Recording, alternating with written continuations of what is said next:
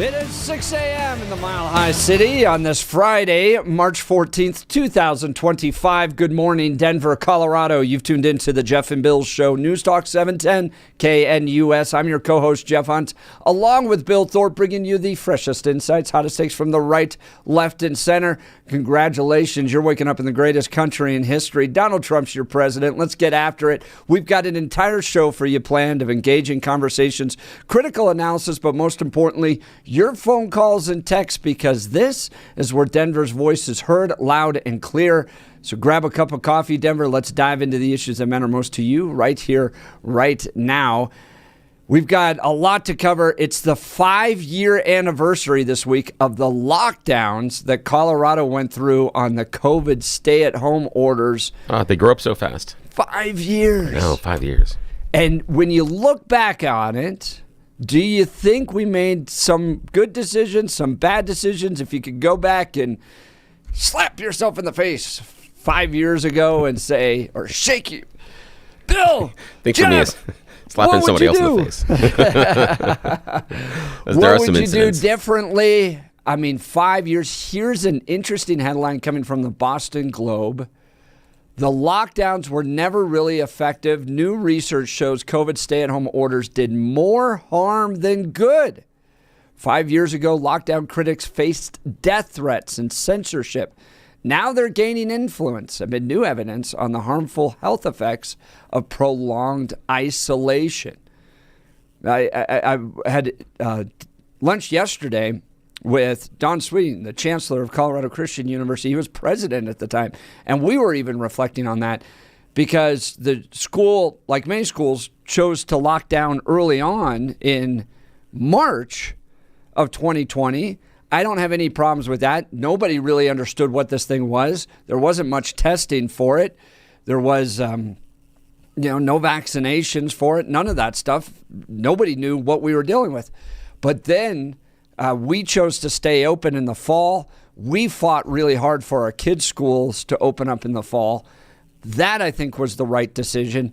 But when you look back 5 years later on the impact of all that, and then do you think we've done a good enough job analyzing what happened so if something like this happens in the future, we can make the best decisions? I think there's a lot of suspicion with science, with health, with lockdown orders. I don't think you could get a lockdown done today. I think people would revolt against it. And while you say there's a lot of suspicion towards especially the science, no, there's a lot of misunderstanding about the science. There was a ton of misunderstanding. There were a ton of wrong conclusions and a lot of misinformation. And so, but that ship has sailed. We no longer, and this has been, in my opinion, a thrust towards anti-intellectualism and anti-science for quite a while. We have seen rise of things like flat Earth people coming back, theories about space lasers on the moon starting wildfires in California from members of Congress. So there are a whole bunch of things that we have decided that maybe we don't believe the science people in the white coats. And that was part of it. And part of the issue for me was the science people didn't do a good job explaining it. But while we balance out the idea of lockdowns shutting and the complications of everybody being stuck inside, keep in mind, we also lost 1 million Americans at that time. And hospital emergency rooms were packed at that time. We couldn't get ventilators at that time. We had emergency workers that were at the hospitals talking about people passing away over and over and over again and struggling to breathe. So while we have the conversation, we also need to understand the conversation of what was going on extant at the time as well, as far as individuals passing away and the fact that, and who did, when we go back and we look at it, which group and which cohort passed away, which one was most exposed. And yeah, we made some mistakes as far as how we were handling, but it was a novel virus. We're going to make mistakes. That's how this happens. And no, I can't say that.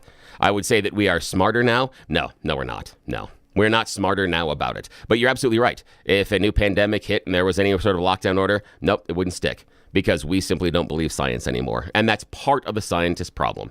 They screwed up early on as far as how they explained the information and how things were going to happen. But, oh, well, that's on us.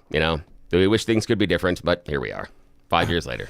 So would love to hear from you. Phone lines are open, 303-696-1971. I think it's really critical that our country does, in our state, our communities, do an analysis of what happened 5 years ago. I mean, that, from my perspective, again, a lot of mistakes were made that politicians never really had to pay for. And if we're going to run into something like this in the future, we need to make better decisions. And I don't think there's been a quality analysis of actually what happened, what worked, what didn't work. I'd love to hear it. Phone lines are open, 303-696-1971, or text us on the Dan Caplis Law text line, 720-819-5115.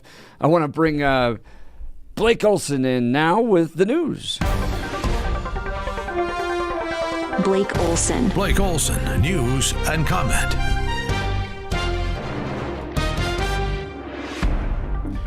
TGIF 40 and cloudy, expecting a high of 52 today. The 7-10 5-day forecast coming up. Our top story.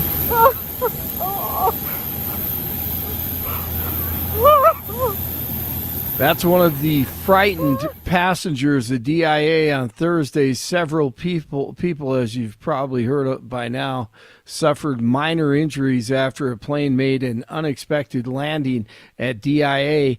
The American Airlines flight just took off from the Springs when the crew reported engine vibrations. The jet was at one of the airport's gates when a fire started and passengers had to evacuate using slides. It was a scary scene. 12 people were taken to local hospitals for treatment following the evacuation. The FAA is investigating. Police investigating reported threats against a Colorado restaurant owned by Elon's brother. The Kitchen restaurant in Boulder reported a bomb threat to police on Wednesday. It's the second time this year the restaurant has received a bomb threat. The Kitchen is owned by Kimball Musk, who's Elon's younger brother. Terrorism to Tesla dealerships or anything or anyone related to Elon. That's how the left does it.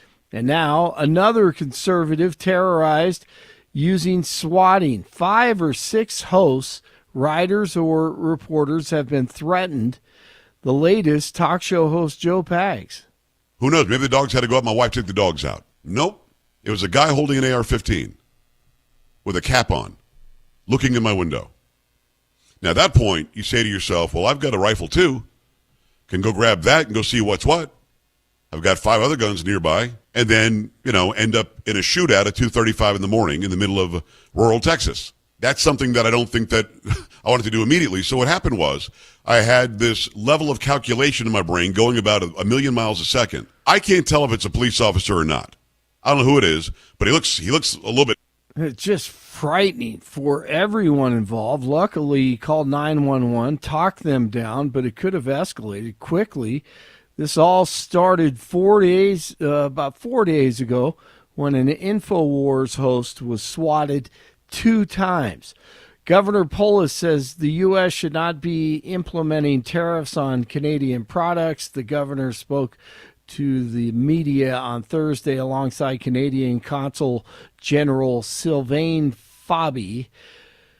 Polis called Canada a vital trade partner and said that tariffs would only hurt the economies of both countries. 47 disagrees. We've been ripped off for years, and we're not going to be ripped off anymore. No, I'm not going to bend at all. Aluminum or steel or cars. We're not going to bend. We've been ripped off as a country for many, many years. We've been subjected to costs that we shouldn't be subjected.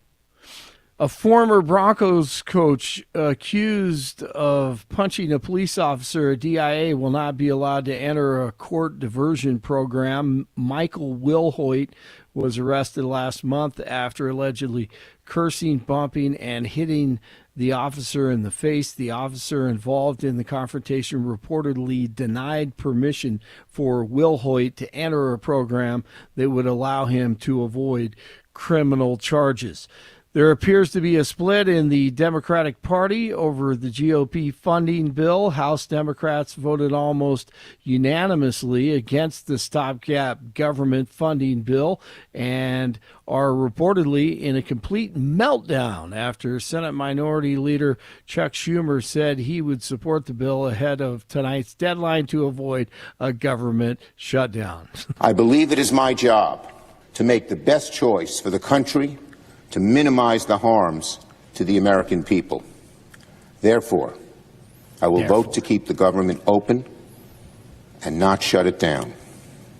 There is nobody in the world, nobody, who wants to shut the government down more than Donald Trump and more than Elon Musk. Oh, yeah. A senior House Democrat told Axios that people are furious and are considering protesting on the Senate floor. Cleanup will continue today after a tornado touched down near L.A. during stormy weather on Thursday.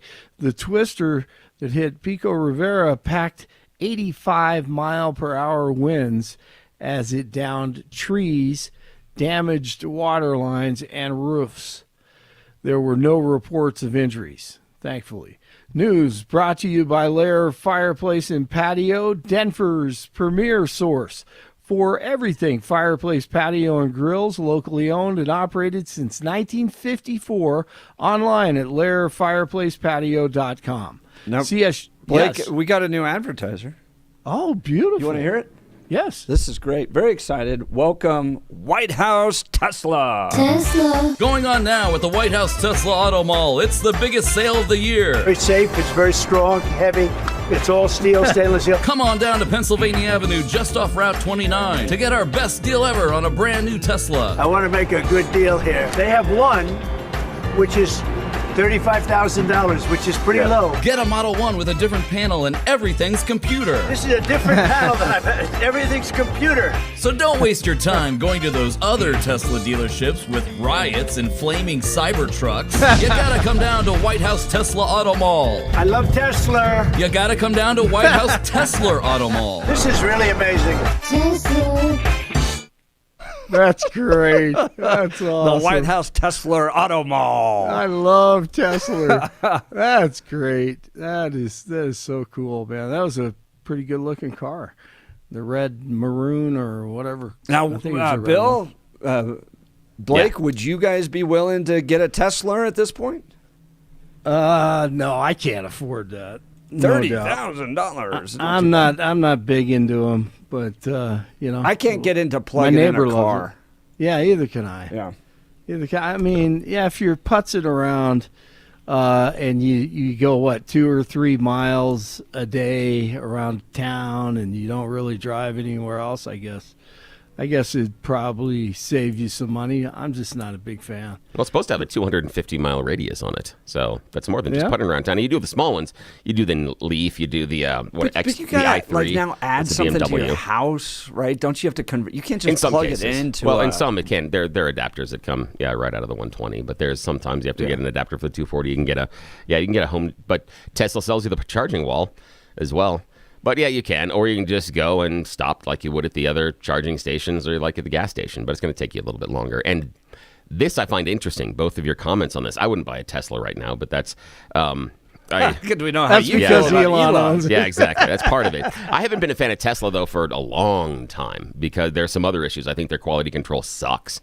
I think their manufacturing process doesn't click all the boxes properly. I think they've got some issues. Again, Tesla has recalled every car they've ever built. 100% recall rates. That's just not something. Just like I'm not a huge fan of Stellantis right now, but that's another idea. The thing as far as what I think is interesting about Tesla is hearing your reactions are the people that are on the liberal side, the strong buyers of Tesla are now rejecting it, and you're seeing his market share erode drastically.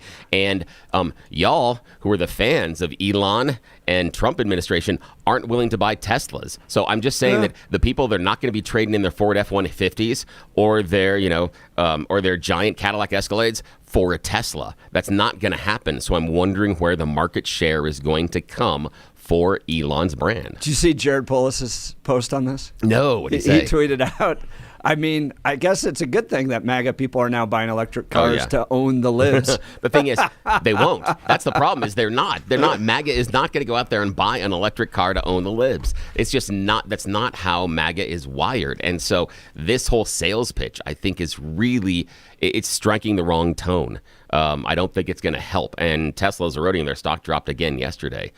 They've got, what was it? Jamie Dimon said it was one of the most precipitous drops of an auto manufacturer as far as stock price that he's ever seen. Maybe the quickest stock drop ever in history. I've got a solution to this. Guys, Tesla just needs to make a car that looks like an 80s Ford pickup. You do that, and then it's the square body. Yeah, I mean, we'll be all in on that. If Tesla made a pickup truck that looked like a pickup truck, they probably would have something there. But they didn't. They made instead a pickup, of a Pinewood Derby car. It looks like a Pinewood Derby car. That's the issue. And did you see the guy that dropped his in California? He was trying to get a jet ski into the water, and Elon had said that the Tesla will float and is waterproof for a while. Yeah, not so much. Nope, not at all. Went under the water, had to be pulled out. Nope, didn't work out so well. And there was another guy that tests things online, and he said after doing the towing capacity, and he didn't say that's not full towing capacity, but he was looking at some of the torsion that can happen when you're on the highway. There's a complicated physics thing involved, but it's like a very strong pull, almost like a lever that can happen when you're pulling. And he did a test on Tesla, and he said it has about the structural security and stability of a pop can because of how the interior frame is built. It just tore the back end off his truck. Yeah, that doesn't mean anything, totally, but we'll see. I like the product, but I'm not going to buy one. I can't afford it, and I don't like the way they look, honestly, especially the truck. All right, CSU over Nevada in the Mountain West Conference Tournament. Big win. They take on Utah State tonight at 10 o'clock, late tip-off. Houston ends CU's season in the Big 12 tournament. DU with college hockey, best of 3 this weekend with CC at Magnus Arena. 38 in Littleton, 37 in Westminster, and let's see, what do we have? We have 40 in Denver. Jeff and Billy continue. Queer, trans, and BIPOC urban farmers and consumers about food justice. Blake Olson, News Talk 710 KNUS. A Pacific cold front will race across Colorado today, bringing quite a change in our weather. Partly cloudy skies to mostly cloudy skies, becoming very windy. Temperatures will be near 50 to start the day, but falling into the upper 30s by afternoon. Very strong, gusty northwest winds. During the day today, through late afternoon and early evening, a few rain and snow showers. Then lows tonight, mid-20s. Cool and breezy, upper 40s Saturday. Then warming back to the 60s Sunday and Monday. Next chance of rain and snow Tuesday. Meteorologist Don Day in the 710 KNUS Weather Center.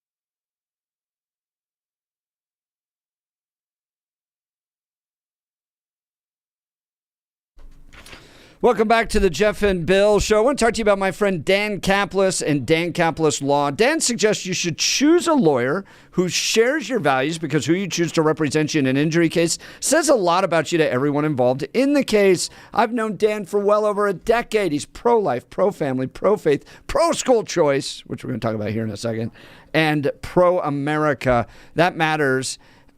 he has dedicated the last 40 years of his life to helping people who are hurt in serious motor vehicle crashes. But more than just being a great guy, Dan is believed to be the only lawyer in Colorado history to win 5 straight multi-million-dollar verdicts in Colorado crash cases. Dan is also believed to have won the largest truck crash verdict in Colorado history. Dan Kaplis Law is so trusted that he is the official law firm partner of the Denver Nuggets and the Colorado Avalanche. Dan Kaplis Law is a serious firm for serious cases. Dan accepts righteous injury cases on a percentage fee basis so that he can represent good people from all walks of life without regard to ability to pay. So if you need Dan's help, give him a call, 303-770-5551. That's 303-770-5551, or hit dankapleslaw.com. That's Dan, C-A-P-L-I-S Law.com. All right, want to go to the phone lines here. Got a message from friends that said they're trying to get a school launched in Douglas County and facing some real pushback, particularly from the left. And Kim Gilmartin is joining us. She's with John Adams Academy. Kim, thanks for joining the Jeff and Bill Show. Yes, good morning. Thanks. Thanks for having me, you guys. Happy to be here. So, Kim, you are well known in the school choice movement of helping start classical charter schools. My kids go to one of them. It's a great school, doing fantastic work. You guys got another one coming up, but facing some headwinds. Tell us about it. Yes, well, we are going to be working on getting a charter school, a classical charter school. It's called the John Adams Academy.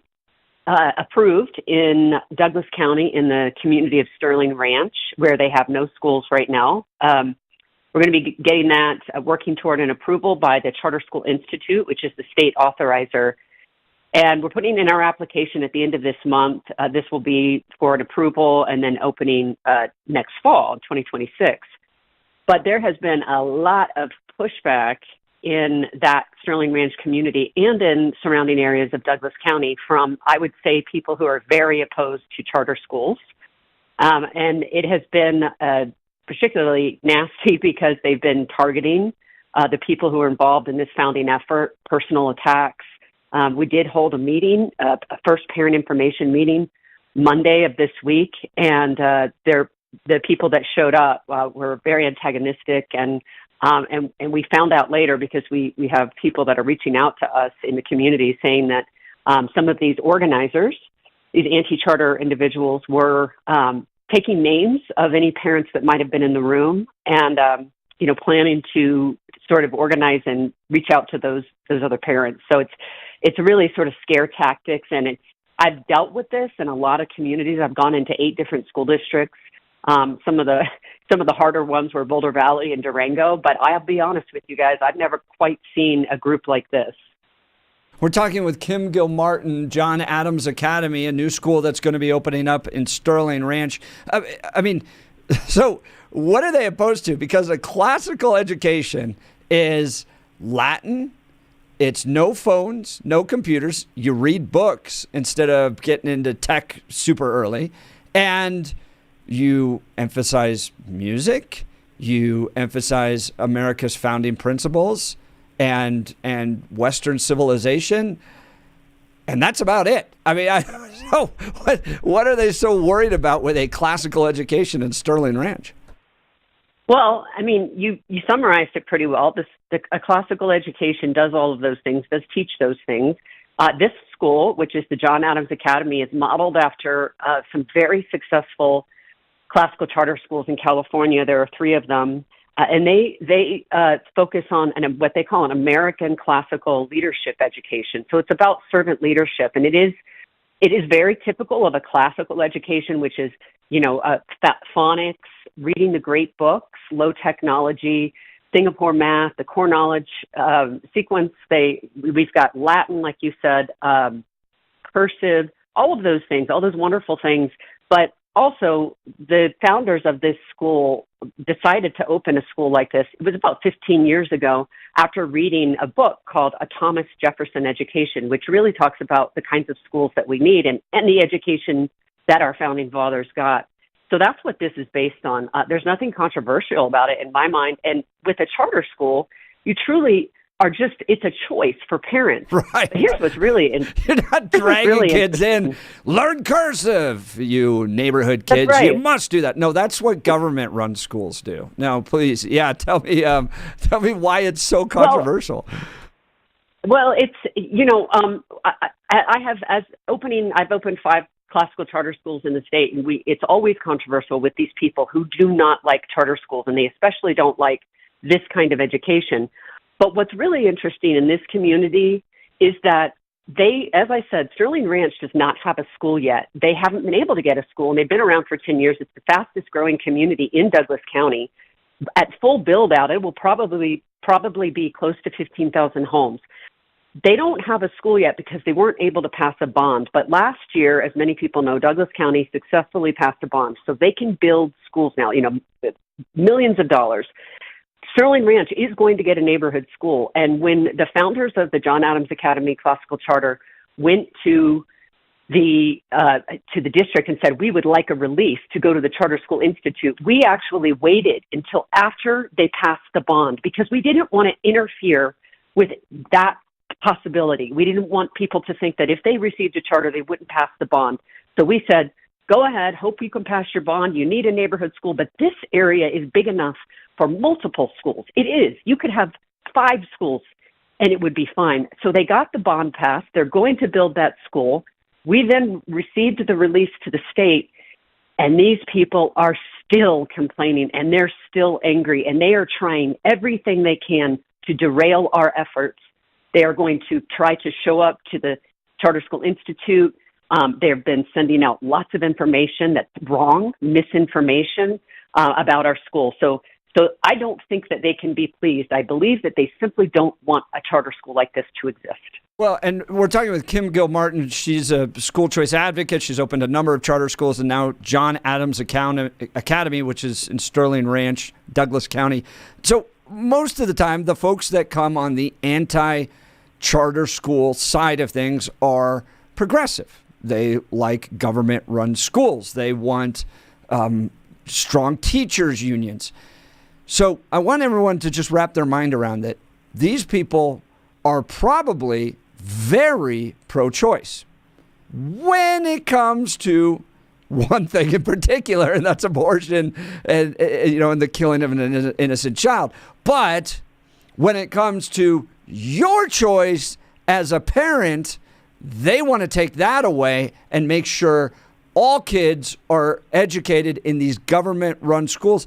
And Kim, I think from what I've seen over and over again with studies, charter schools are doing quite well compared to government-run schools. Is that right? They are doing well. They are doing charter schools. I think they do quite a bit better because depending on the charter model. With the classical charter schools, they do very well because they have a content-rich curriculum.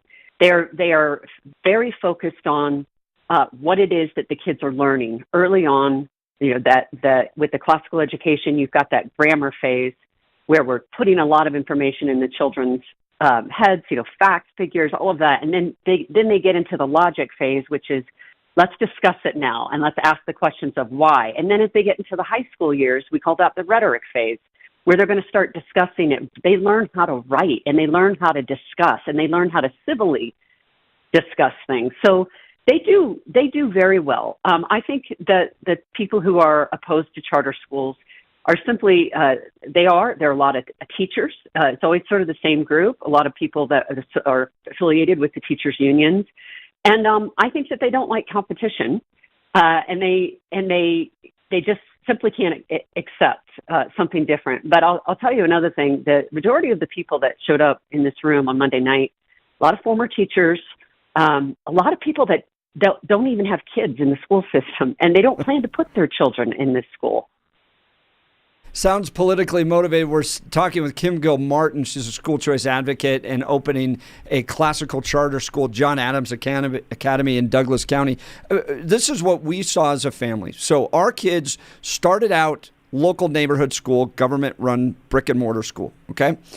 Put them in that school, Douglas County, typically a pretty good county.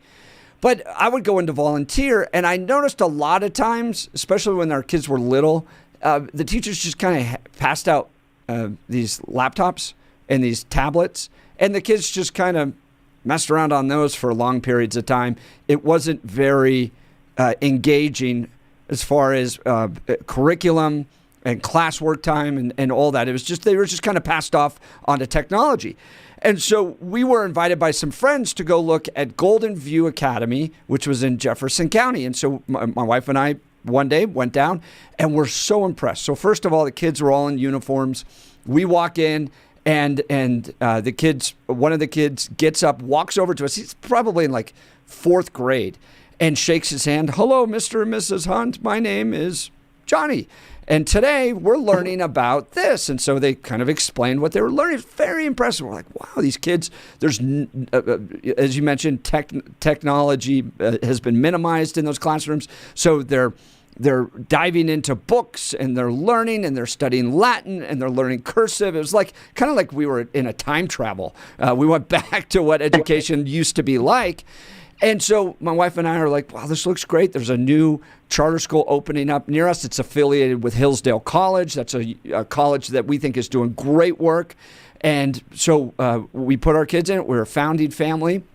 And our kids really struggled the first year because the level of education, the requirements, the expectations was so much higher than what they were experiencing in their government-run schools that they really struggled to get up to it. Now, it took about a year. They got up and did great.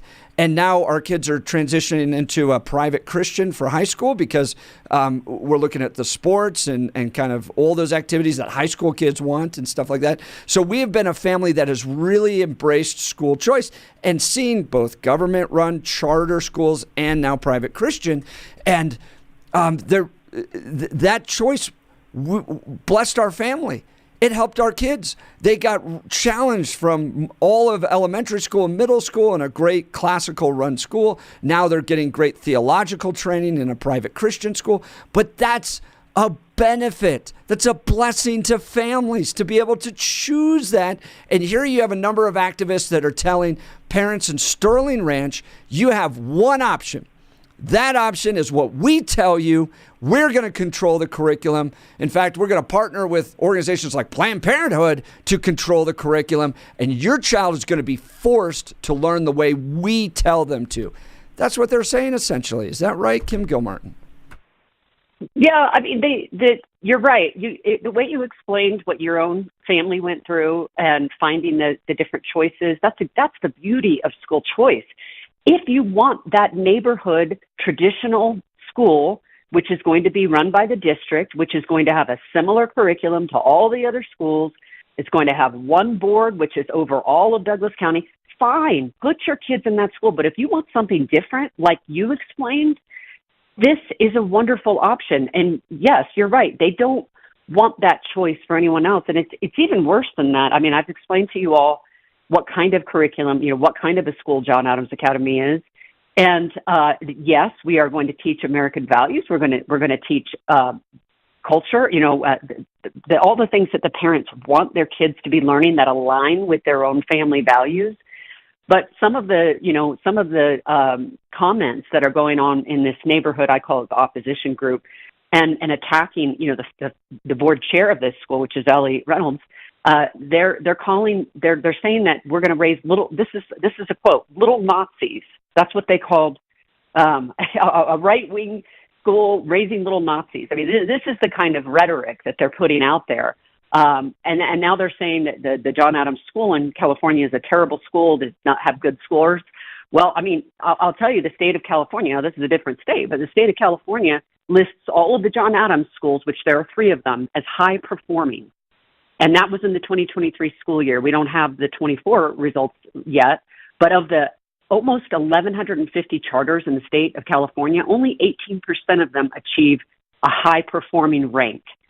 So it's shocking that we have this data and they are pointing to some other, I don't know what data they're pointing to, but they're really trying to cast doubt on the quality of these schools. They're doing everything they can to try to disparage and discourage anybody from enrolling their kids in the school. Now, Kim Gilmartin, I want to talk about that because you talked about the idea of they're objecting and they don't want anybody to enroll their kids. If I'm speaking with some of them and say, okay, you don't want the John Adams Academy to open in your neighborhood because, how do they finish that sentence? Because, so they will say, because we're looking at these results in California, we don't want a school that's not very high performing coming into our community. We believe that you are going to take kids out of the new neighborhood school that's going to be built. So they will say that. We don't want you taking kids out of this school. Those are the biggest two. The problem is that they say, they give all the reasons as to why they don't want this school to open, but none of them are good enough. And they're all a cover for truly just an ideology that is on the left side of the aisle, an ideology that is, I don't want any other schools but the government-run schools. They will say, I am pro-charter. I will ask them for evidence of that, and they have none.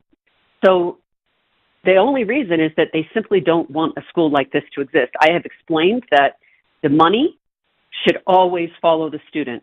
If a child leaves a neighborhood district-run school to go to a charter, that money, which is about $11,000 per kid, should follow the kid out of the district neighborhood school into the charter school. So yes, the district school does lose money, but it's not their money. Kim Gilmartin, should the charter school then be required to provide all the same services that the government-run school does? And what I'm asking is, is the John Adams Academy going to have an English as a second language along with a special ed program? Good question. Yes, charter schools are public schools, and they must follow all of the same rules. So you will hear anti-charter advocates say that charter schools do not serve special needs kids. All of the classical charter schools I have been involved in do serve them. So we have to have a special education program. We have to have a director. They must be certified, and we have to manage those IEPs. They're called individualized education plans, advanced learning plans, 504s. We have to have a plan, and our authorizer will hold us to that. If we do not do those things, they can revoke our charter. Excellent. That's exactly where I wanted to get to with this conversation, because I think your strongest pushback and the strongest messaging that you have inside the community is going to be, we are required by the state to provide all the same services that the neighborhood school does, but we are going to do it better. That's your messaging when you're talking to these people that object. Highlight for them that you're required to provide all those same services they can get at the neighborhood school, but this school is going to do it differently and better. That's the way you can win this thing as far as messaging. Right. And we are definitely trying to get that message out there, going against their narrative that they want to set. It's a battle, and we appreciate everybody's support in helping us out with this. Kim Gilmartin, a school choice advocate and activist that has helped start all these wonderful schools, including schools that my kids go to. They've had a great experience there. Now a new school in Douglas County, John Adams Academy. It's going to be opening up in Sterling Ranch. If you want to learn more, go to johnadamsdougco.org. That's johnadamsdougco.org. Support them. Everybody gets it. This is agenda-driven opposition that wants one-size-fits-all, government-run curriculum, education. That's what this is about. And what school choice has proven is that when you give parents the option to put their kids in the best school that fits their needs, education improves. Kim Gilmartin is making our community and our future better. Thanks so much for taking time to join the Jeff and Bill Show this morning. Yes, thank you. Thank you both. Happy to do it. All right, we'll continue. You're listening to the Jeff and Bill Show. This is Denver's talk leader, News Talk 710 KNUS.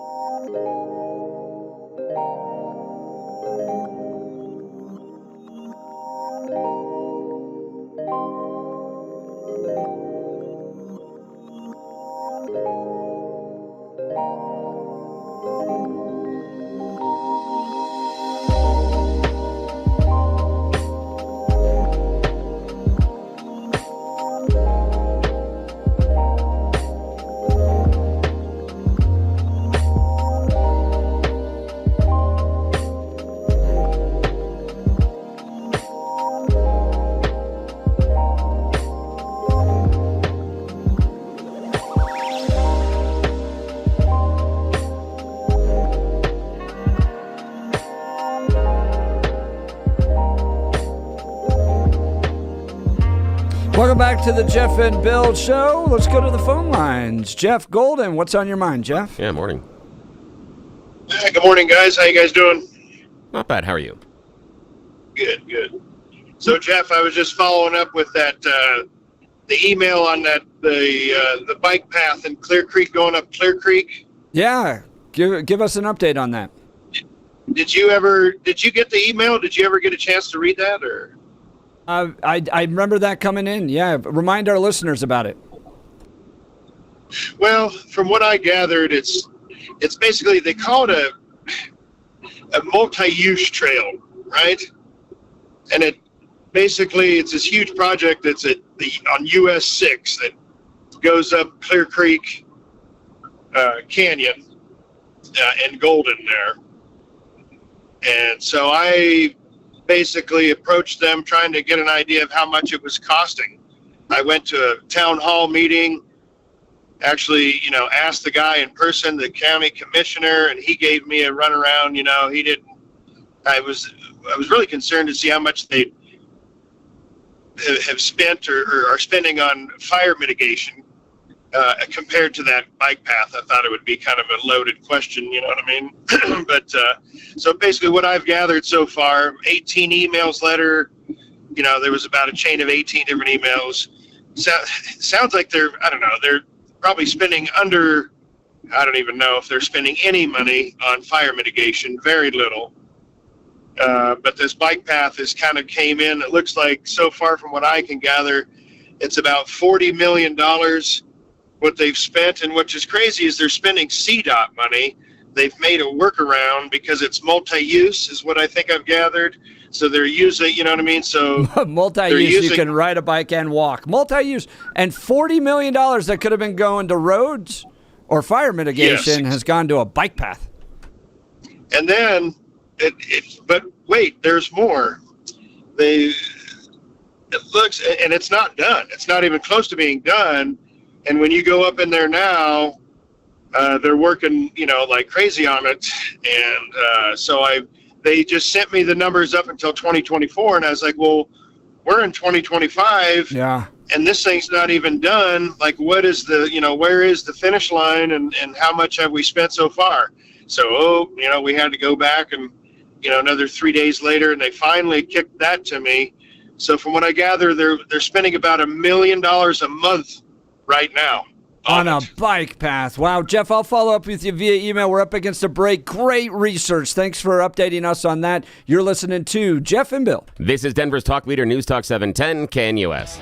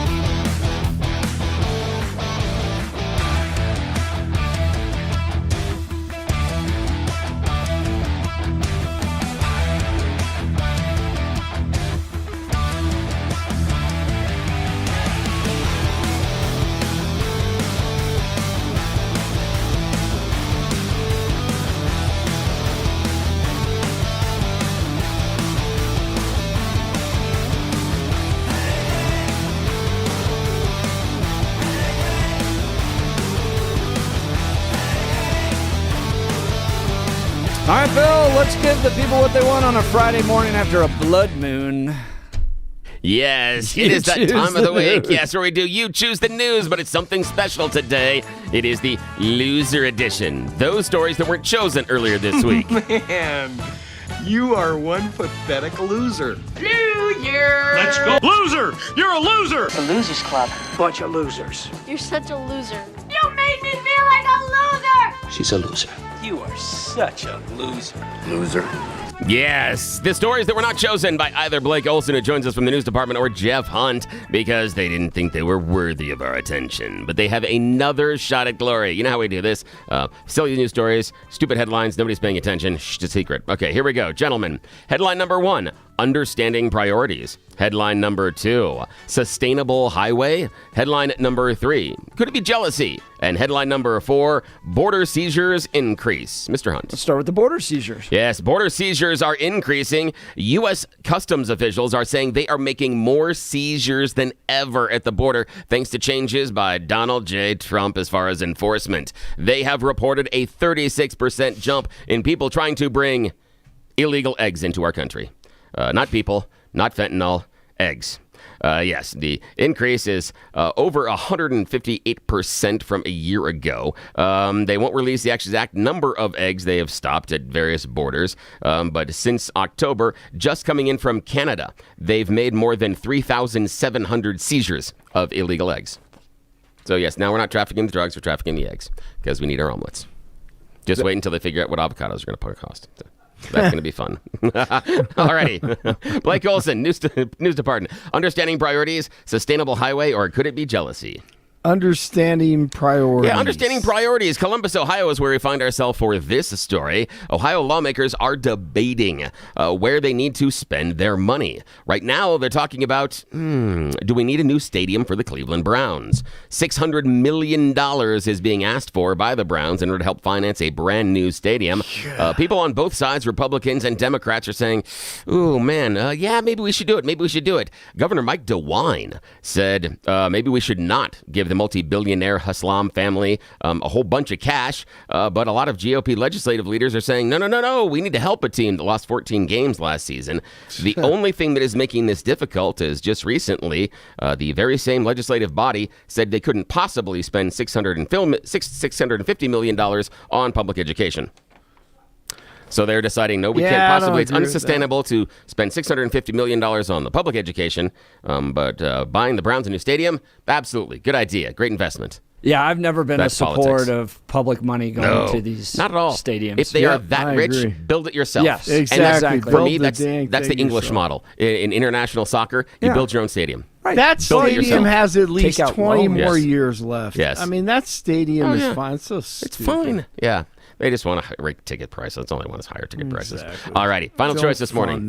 Don't at all. Sustainable highway. Or could it be jealousy, Mr. Hunt? Could it be jealousy? Yeah, could it be jealousy? Recently in Memphis, Tennessee, a man claims that he was shot while lying in bed with his girlfriend. Could it possibly be jealousy? When police arrived at the 700 block of Whitney Avenue just before 4 a.m., Gerald Kirkwood said he was lying in bed with his girlfriend, and that's when jealousy hit. His 1-year-old pit bull allegedly jumped up onto the bed and tried to get in between the two of them and got its paw stuck in the trigger guard on his gun that was also in bed with him, and shot Gerald in the foot.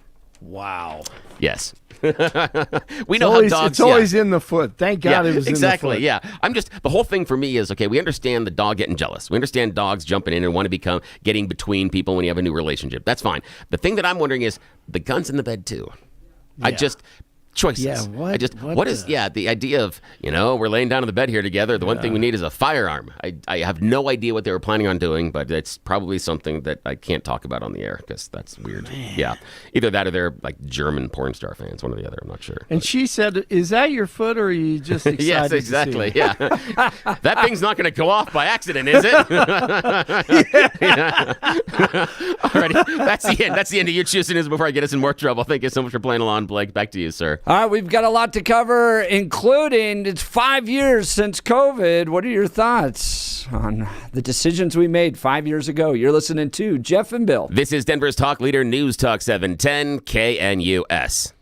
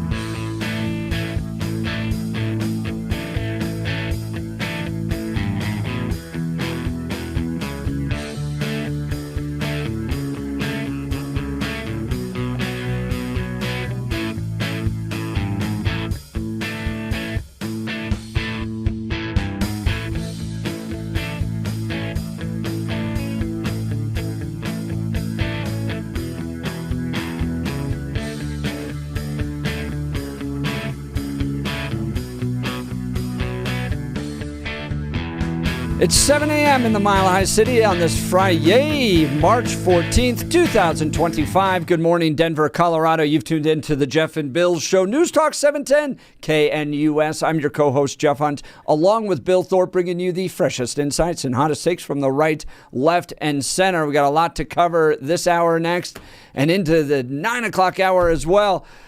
I want to talk what we've learned 5 years later, and I had to go back and even dive into some of the stuff because I'd forgotten about all this stuff, right? You had the stay-at-home orders that kicked off March 25th, 2020 here in Colorado, right? Non-essential businesses were ordered to close, transition to remote work.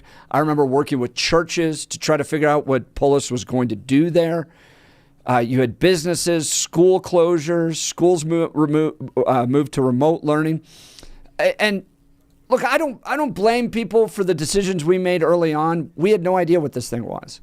And the kind of March to May closures and moving the schools into Zoom mode for that period of time. I don't know if you remember this, Bill. People came by our neighborhood and took pictures, and you could, as a family, on the porch step. And it was kind of like this moment in history. Did you guys do that? Did you get your picture? Yeah, we got pictures, yep. We had that. Early on, that didn't bother me. Yeah. But there were big mistakes made later, and we fought them. We fought to keep our kids' schools open in the fall. Both Colorado Christian University fought to stay open. Our kids' school fought to stay open. I didn't think it was right at that point to keep kids away. There was a lot of efforts to keep those schools closed, particularly from teachers' unions. But this headline coming from the Boston Globe, the lockdowns were never really effective. And new research shows that COVID stay-at-home orders did more harm than good. And what they point out in this article, which I want to get to as well, is the folks that were skeptical are now in control of HHS, right? The Faucis are gone. The people skeptical of all the decisions were made are now in control. What can they bring to the conversation? Have we done a good analysis of the decisions that were made 5 years ago? Because if something like this comes again, what's going to happen? Yeah, RFK Jr. might tell you to just go take vitamins because that's his solution to measles. Great. That's going to work out well. That and cod liver oil. Yeah, that's perfect. Great. Want to hear from you all, especially at what you may have gone through, some of the pressures that you made, that were made upon you during those COVID lockdowns. Did you lose a business? What did you do with your kids? How did you experience COVID? It's been 5 years since that happened. We're coming up on the anniversary of those decisions. What did we learn from it? Phone lines are open, 303-696-1971, or text us on the Dan Caplis Law text line. But now it's time for Blake Olson. Blake Olson. Blake Olson, news and comment. TGIF 40 and cloudy, expecting a high of 52 today. The 7-10 5-day forecast is coming up. Our top story, a man is in custody on charges related to a deadly crash on I-70 in Jefferson County. Investigators say 34-year-old Jian Bin Chen was driving the wrong way on I-70 East in Wheat Ridge early Thursday when he hit another car. The woman driving the car died at the scene while a toddler was hospitalized but is expected to survive. Chen was taken into custody and booked on several counts, including suspicion of drunk driving and vehicular homicide.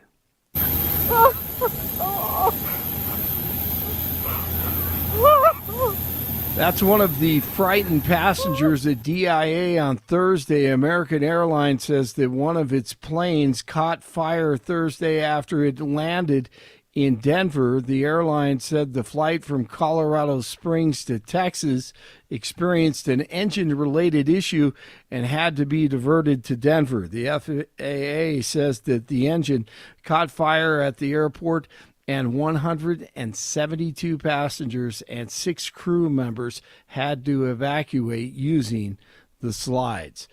Police investigating reported threats against a Colorado restaurant owned by Elon's brother. The Kitchen restaurant in Boulder reported a bomb threat to police Wednesday. It's the second time this year the restaurant has received a bomb threat. The Kitchen is owned by Kimball Musk, who's Elon's younger brother. The leftist terrorists continue to threaten Elon and anything or anyone related to him. And there's also a trend of conservatives in the media being swatted. The latest, talk show host Joe Pags and independent journalist Owen Schroyer is concerned that this is not getting enough coverage on X, especially from those on the right who he believes have basically sold out. They can't be honest about certain things. They can't be critical about certain things because they're getting paid by digital influence campaigns. This is coming right out of politics and as well as foreign interests. Absolutely, 100%. I know it's going on. And we're not talking small amounts. I'm talking life-changing money, folks. I'm talking dollar amounts that most people will never even have in their bank accounts. Huge money. Digital influence campaigns. He makes great points. He wants the DOJ to take action on the terrorism that we're seeing in the states across the country. Blake, I want to talk about swatting here real quick because, Bill, you brought it up. It's happened to gamers in the past. Mm-hmm. Yeah. So people were asking, what is swatting? What has happened? This is where somebody fakes a 911 call. Yeah, to a location. To a particular location. Says there's a hostage situation, and you end up getting your door kicked in by the SWAT team, essentially, right? Yeah. That's exactly it is. It's basically you call in, you find out where the person lives, and then you call and say to 911 and say, there's an emergency going on, and it has to be something that is violent, and usually involving weapons, so they show up with the weapons. Also, you want to make it of a significant threat so the police do not readily announce themselves. So the idea is them coming in the door, they want to gain access to the door, sometimes breaking it down, and then running through the house and doing, the safe and secure, the lockdown type of thing that they do when they come in. And it's happened for years. I first found it a number of years ago inside the gaming community, but it is spread out to, influencers, spread out. Even politicians have had it happen to them. It's Marjorie Taylor ridiculous. Greene. Yeah. That was the first I had ever heard about it. Yeah, what they did in the gaming industry, what they do is they would track you down by your IP address. If you're gaming online, they'd find your IP address, and they'd figure out where you are. And one of the ones I was telling Jeff about off air was there was a number of years ago, I think it was about 3 years ago, maybe 4, probably 3, there was a race to be the world's first at this new activity inside a video game, and I'm watching a number of different teams compete, and then one team runs into problems because someone swatted a member of their fire team. And all of a sudden, they can't participate because the police are in there. And you can see it on camera. The police in the room and asking the guy. And the person's like, dude, I'm not doing. And they ended up missing out. And there was prize money that was $10,000 on the line. And so the theory is that one of the other teams that was up top with them had someone ready to do this to teams to knock them out if they were getting too close. Yeah. It's awful. The thing is, it's very dangerous because as we talk about it, we talk about, the shooting at the main event when the police officer arrives, the gentleman standing there with the gun and they first assume this is a dangerous situation. Now, the police have been told it's a dangerous situation in which firearms can be involved. And when Joe Pags talked about the clip you were playing earlier, the fact that he may go get his rifle and have to feel like he's defending himself because he doesn't know who's out there. Right, exactly. The police aren't showing up with they're not showing up with the blue and reds. They're not announcing themselves because that's not the situation. Exactly. Yeah. That's got to be treated as a form of domestic terrorism in my mind. I mean, you're literally trying to cause a war. Or at least between and essentially assassinate somebody. You're trying to get the police to assassinate somebody on your behalf. Yeah, I would at least, I don't know if I would go as far as the terrorism, but I would at least make sure that there are some mandatory felonies that are attached to this. There have to be. And 911 would have some ways to backtrack where the call comes from. So I think there has to be ways. They've got to be doing the VPN hiding. They could, absolutely. Baloney stuff. Yep. And that's why a lot of the gamers right now use VPNs because they don't want their IPs Explain out there. that. Explain that. It's VPN. It's virtual private network. So basically, the idea is it just apes. It makes you pretend like you're somewhere else. So when you log in through a VPN, and I have to do this for Westwood One, have to run through a VPN for all the stuff that I do. So they can't trace back where your IP is. So it basically pretends like you were somewhere else. And the advantage, if you want to go out there, and this is the biggest customer advantage, if you want to go out there and explore a VPN, is you can log into different streaming services in different countries. The biggest sales pitch is always Netflix. Netflix has different playlists in different countries. If you want to see what they have in Britain right now, you log in through a VPN and have a British IP, and then you get the Netflix catalog in Britain. And they may have shows that you can't get here in America. So that's the advantage to it. You can also do it to watch international sports events. You can ape it, and then I know a lot of people that use it to watch, right now, Champions League. Unless you're paying Paramount Plus, you can't see some Champions League soccer matches right now. But I know people that use VPNs in order to log in a different country that stream them for free, and then it helps out. If you speak Italian, that helps out a lot, but I don't. So, yeah. Yeah, it does. To me, it's all terrorism. I mean, everyone is terrorized in that situation. The SWAT team is, the people who are the victims in the home, everyone, the neighborhoods. It's horrible. Yeah, has to stop. DJT says he's going to set out his vision when he visits the DOJ later today. White House Press Secretary Caroline Leavitt says Trump will give remarks at the department about ending the weaponization of justice against Americans for their political leanings. Trump told reporters he will also be talking about crime and immigration today. There appears to be a split among Democrats over the GOP funding bill. House Democrats are reportedly in a complete meltdown after Senate Minority Leader Schmuck Schumer said that he would support the bill to avoid a government shutdown. I believe it is my job to make the best choice for the country, to minimize the harms to the American people. Therefore, I will vote to keep the government open and not shut it down. A senior House Democrat told Axios that some are talking about supporting primary challenges to the senators who vote for the bill. Dr. Oz will be grilled by the Senate today over his nomination to head Medicare and Medicaid services. Mehmet Oz was nominated by DJT and is likely to be approved by the Republican majority at today's confirmation hearing. Back to DOJ, Missouri Senator Eric Schmidt. And let me just opine just for a second on why my Democrat colleagues on the other side are so nervous about all this DOJ stuff. It's because this racket that's been used to launder taxpayer dollars to their buddies and their left-wing radical groups, the gravy train is stopping. And it's terrifying to them. But to normal people in real America, they think this stuff is crazy. Boy, you got that right. CSU over Nevada in the Mountain West Conference tournament yesterday.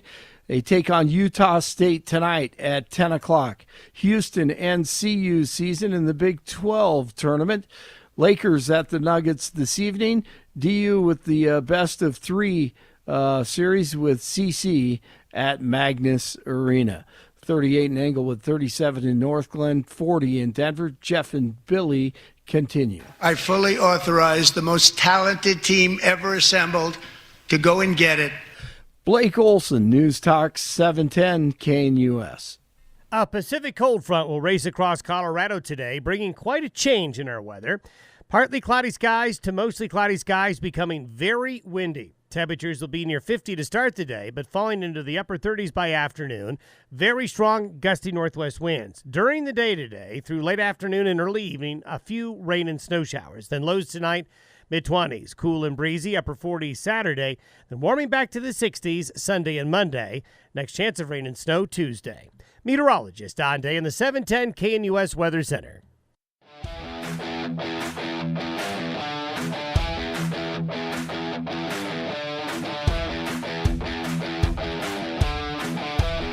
Welcome back to the Jeff and Bill Show. We've got a new advertiser, by the way. I'm going to play this at the top of every hour because it's hilarious. It is really good.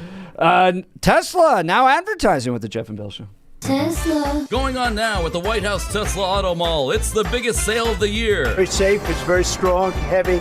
It's all steel, stainless steel. Come on down to Pennsylvania Avenue, just off Route 29, to get our best deal ever on a brand new Tesla. I want to make a good deal here. They have one, which is $35,000, which is pretty low. Get a Model 1 with a different panel and everything's computer. This is a different panel than I've had. Everything's computer. So don't waste your time going to those other Tesla dealerships with riots and flaming cyber trucks. You gotta come down to White House Tesla Auto Mall. I love Tesla. You gotta come down to White House Tesla Auto Mall. This is really amazing.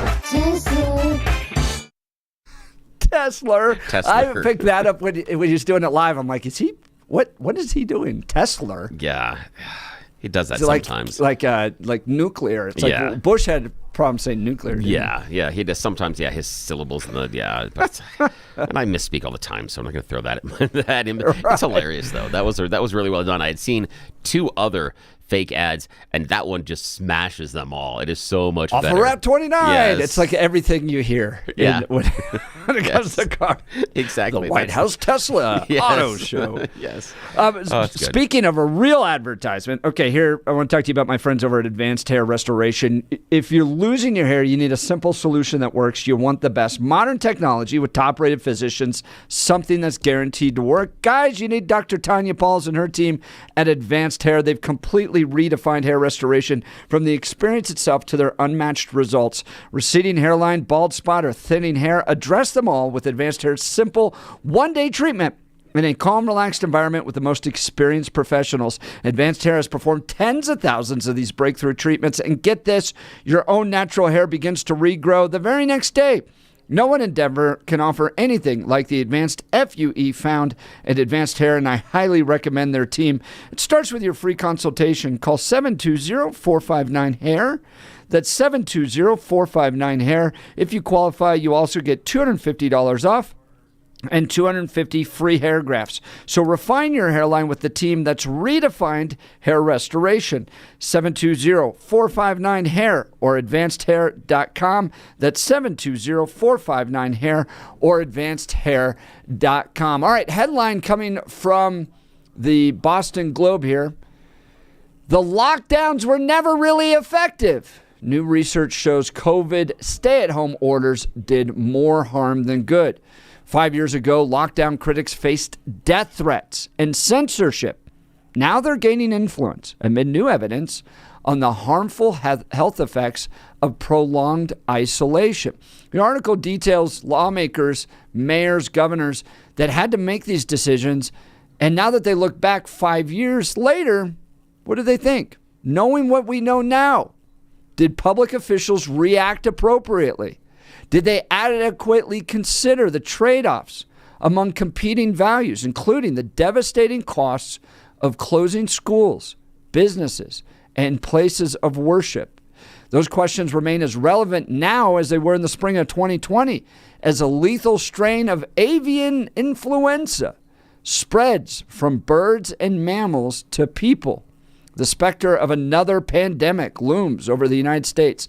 Public health officials and epidemiologists are dissecting the dizzying ranges of responses to the COVID-19 pandemic, including the stay-at-home orders, school closures, and quarantines, to determine what worked and what didn't. A growing number of scientific studies have concluded the measures in the United States did little to slow the rampaging pathogen. What's more, the stifling of public debate about them eroded trust in public health policy and prevented more effective strategies, according to a number of prominent infectious disease experts. With the scientific community still divided over how effective lockdowns were, those who publicly criticized the measure during the pandemic have gained the political upper hand. We are long overdue for a reckoning on the lockdowns, said a political scientist at Princeton University, who's co-authoring a book out later this month that calls for a national inquiry into the lockdown measures. Bill, if today Governor Polis, Mayor Mike Johnston said that the bird flu has grown to epidemic proportions, we need to lock down, would you lock down?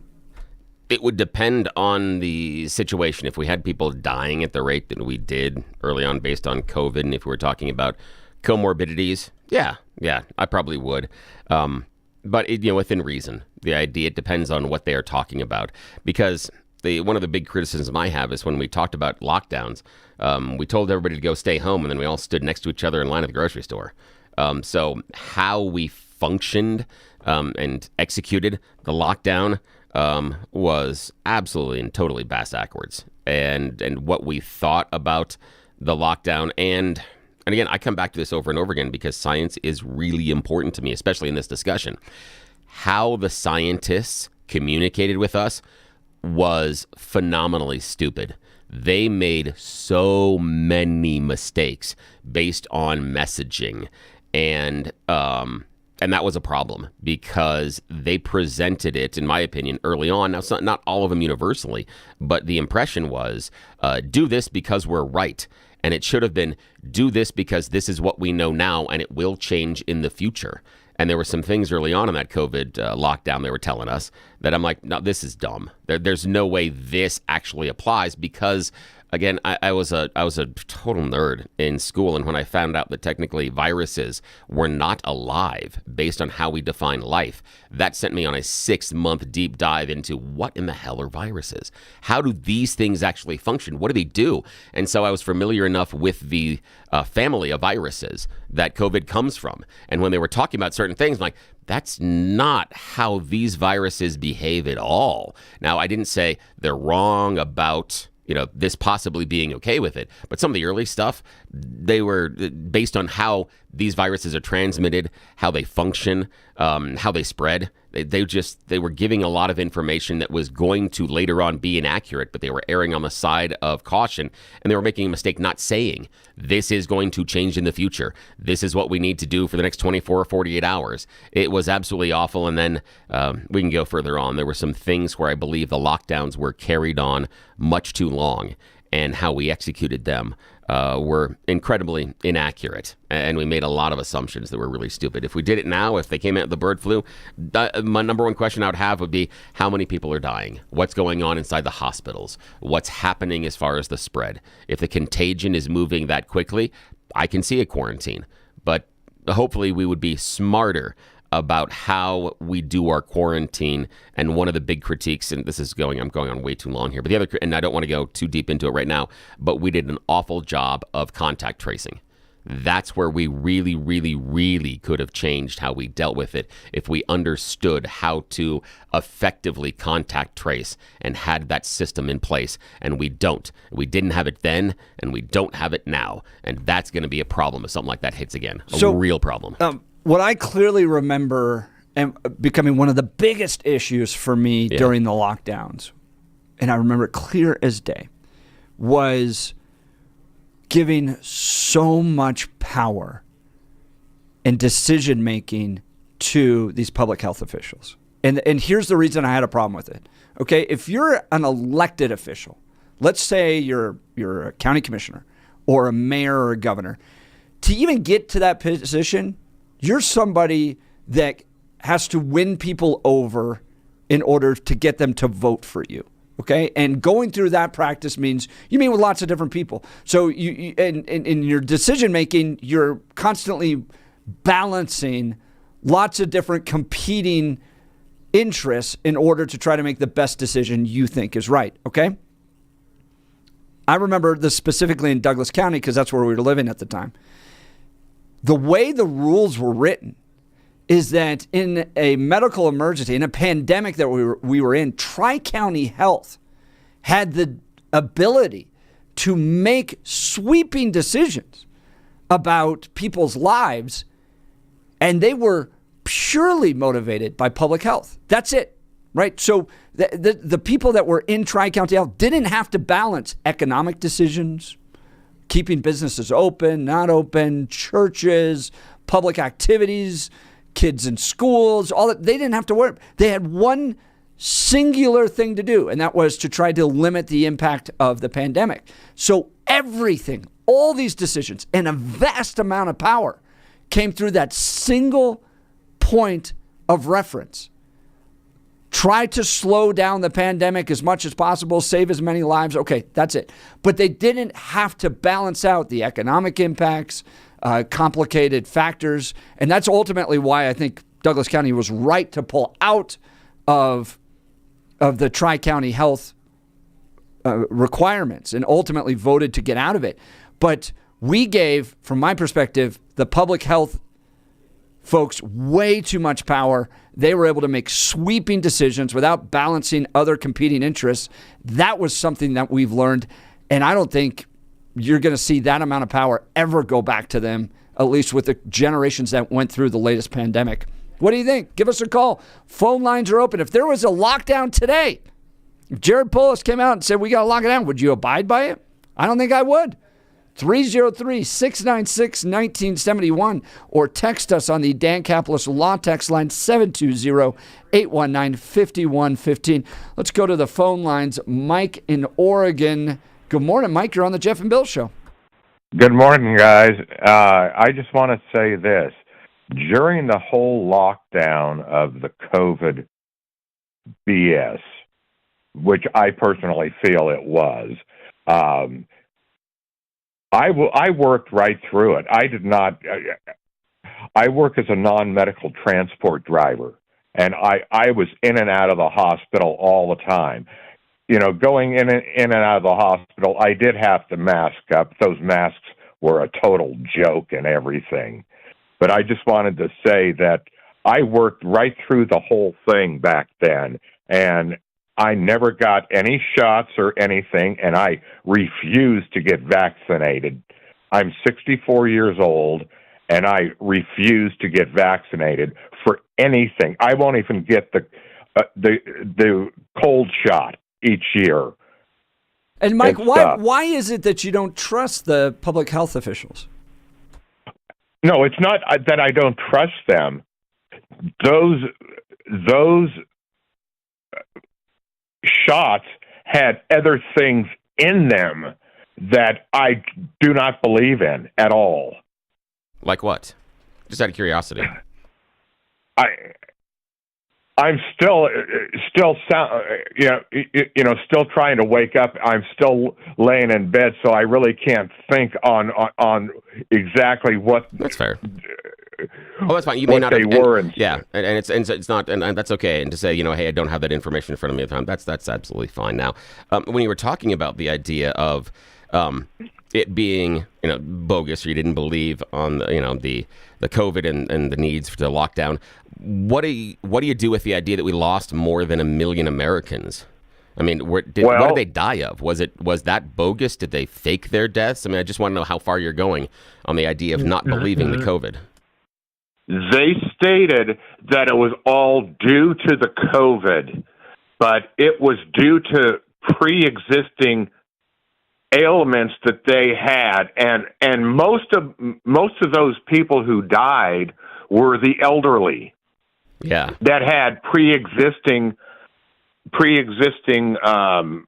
conditions with them, and also that whole respiratory thing that they were putting people into during the COVID thing.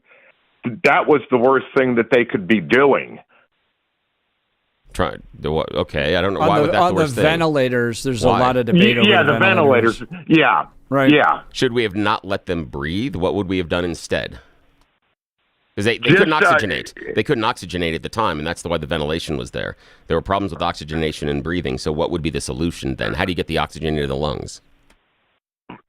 Just have them use the regular oxygen tanks and stuff that they had, because you can increase the oxygen, because I've seen people on 25 liters of oxygen. That's saturation, though, Mike. With respect, that's saturation. That's not about drawing the airwaves were tightening, closing.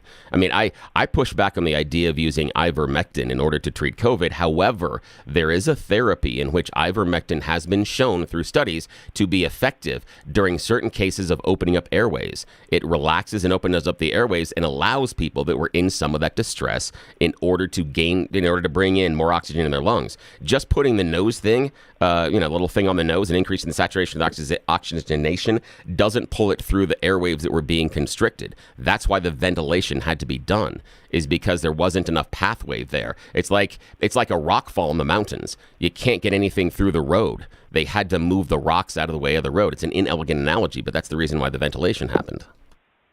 Okay. But I want to know. I see your point. And I understand the idea of the comorbidities with the elderly, and I get that. But AIDS doesn't kill anybody either. It's always AIDS lessens their immune system's response, and they die of other things. Nobody dies of AIDS. AIDS allows your immune system to drop to a point where other things come in and kill you. It doesn't mean AIDS doesn't exist. It also doesn't mean that AIDS isn't a threat. But I'm more curious about the idea of what would you have done with those elderly people that had the comorbidities, the ones that were of most danger in order to catch and pass away from COVID? Because we all here in the conversation can agree on that. What would you have done? What do you think the better pathway would be at that time? Well, they could have given them the drugs that the government banned from giving those drugs out during the early stages of it. And I can't remember the names of the three drugs right off my head right now. Yeah, you're probably doing hydroxychloroquine and ivermectin and something else.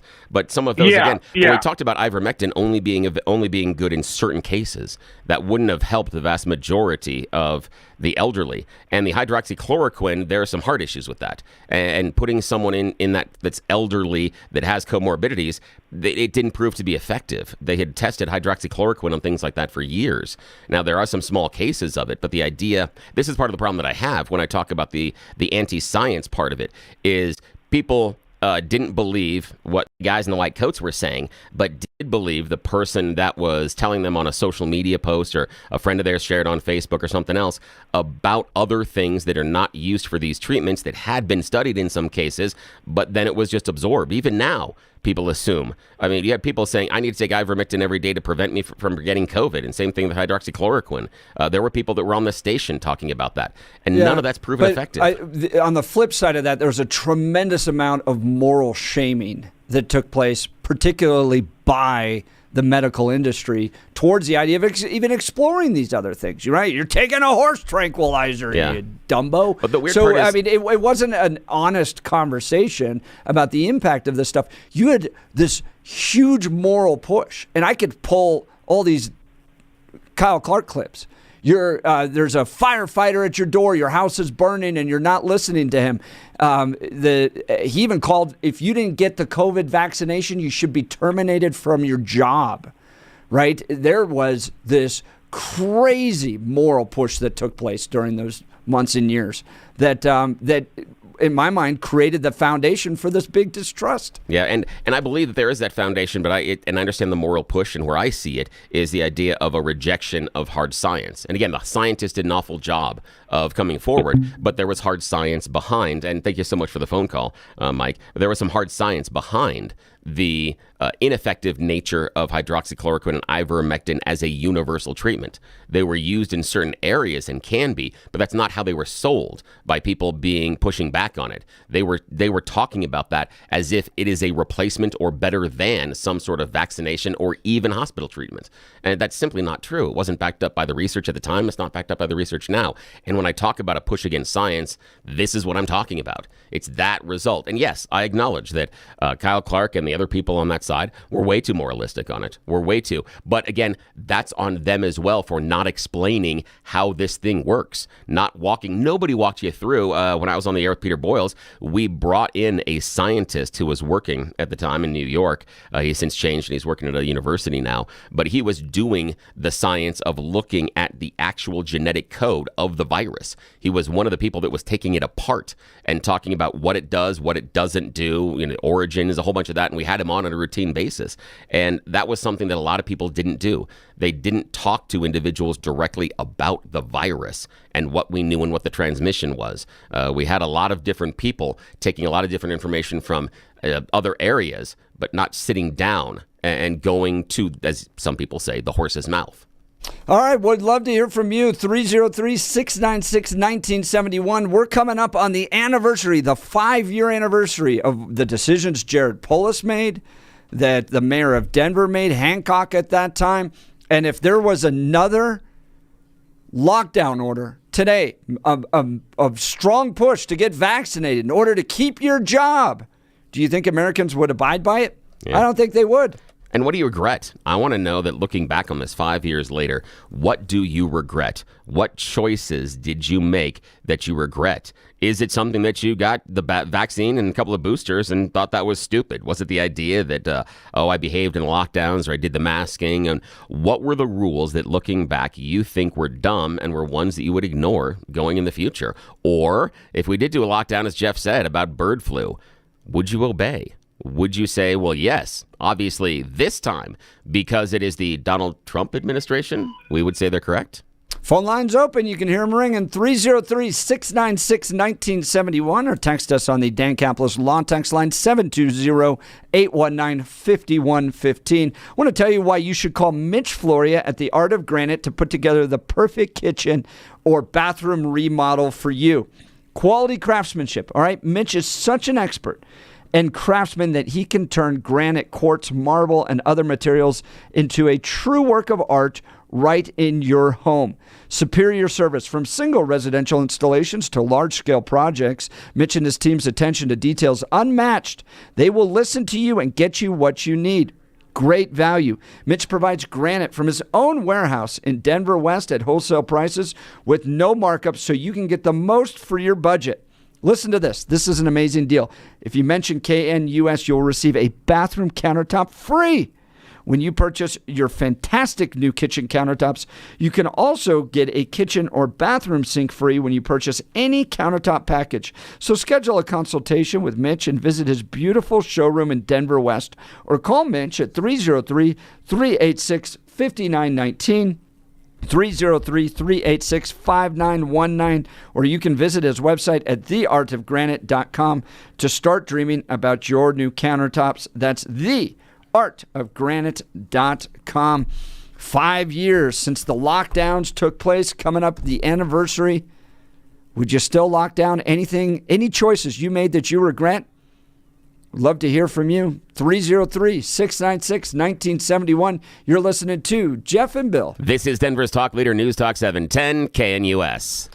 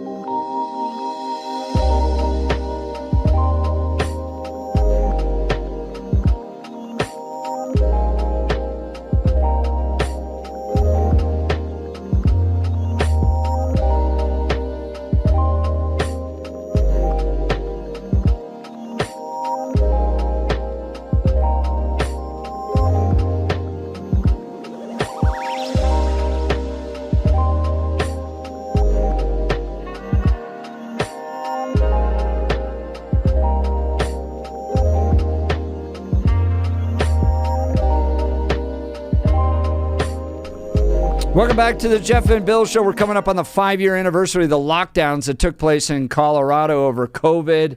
Stay-at-home orders, businesses and schools closed, mask mandate, safe-at-home order.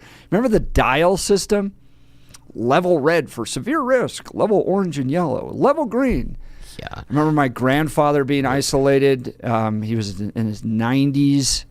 Got COVID at the nursing home, and we had to wave at him through a window. Yeah, here's the dial system. Here's the problem I always had with the dial system is no one knows what to do when the dial color changes. Whether it's terrorism or this. Do you remember we had it on terrorism, too? Yes, we did, and that was yellow dumb as well. Day. Yes. You pull up at the airport, it'd be like, today is a yellow day. Yes, exactly. Like, I'm not sure what I'm supposed to do differently. I mean, is there a point in which I'm not supposed to wear underwear on the color coding system? I don't understand. I don't get it. Let's go to Zach in Denver. We've got near full phone lines as we reflect on COVID 5 years later. Zach, good morning, Zach. You're on the Jeff and Bill Show. Good morning. Good morning, gentlemen. Long-time listener, first-time caller. Good morning to you. Morning.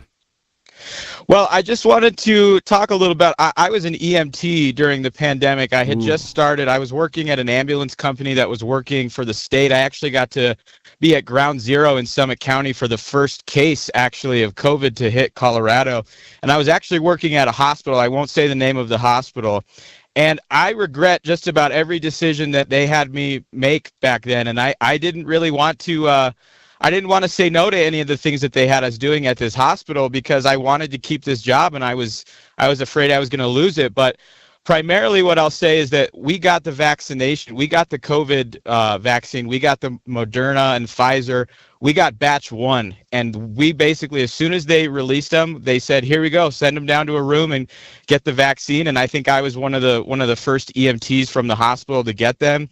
And what they actually had us wearing were these devices that would stick to our skin that was connected to an app. And the app would actually tell the staff at the hospital if you were having a reaction or if you were symptomatic of COVID. And I absolutely hated it, but I didn't want to lose my job. And looking back on it, I'll never do that again. Are you concerned, Zach, of things like myocarditis, long-term effects of taking that vaccination?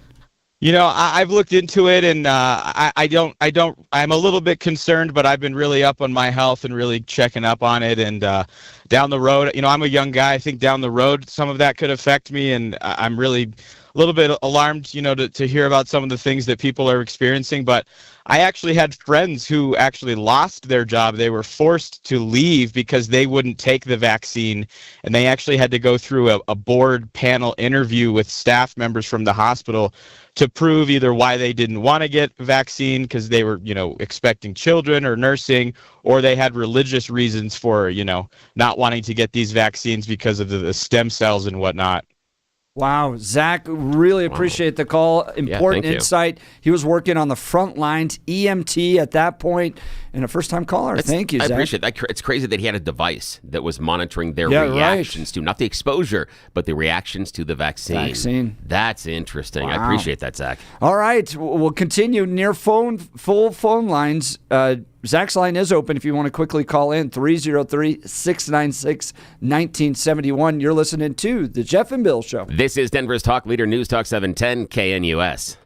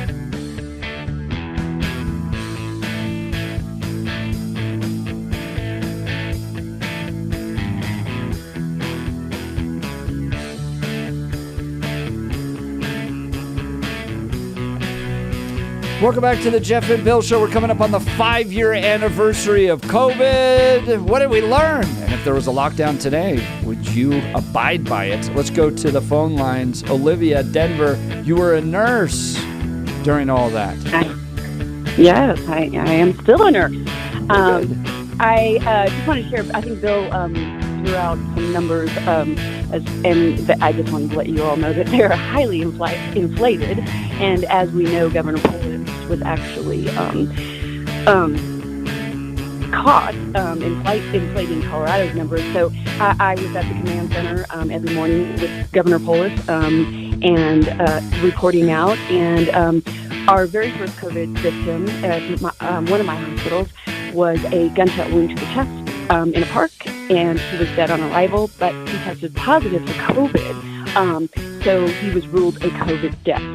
The second one was a 98-year-old man that had a heart attack in the hospital, died of the heart attack, but yet tested positive for COVID. So we had to test them before they went down to the morgue, and if they tested to dispose of the body differently if they had COVID. So if they tested positive for COVID, they didn't die from COVID. So those numbers are highly overinflated. How high do you think they are, Olivia? I mean, what percentage do you think they're overinflated? I would say half. So you think that instead of 1.2 million, you think that only like 700,000, 600,000.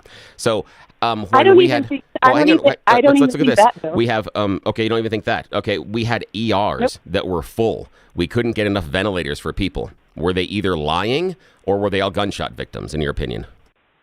Oh, no, not at all. I mean, I think definitely if you had comorbidities, morbid obesity was one of them, you were at significantly higher risk or respiratory issues. And then COVID would impact your ability to fight that off, and it could lead to your death, just like it would in the AIDS cases.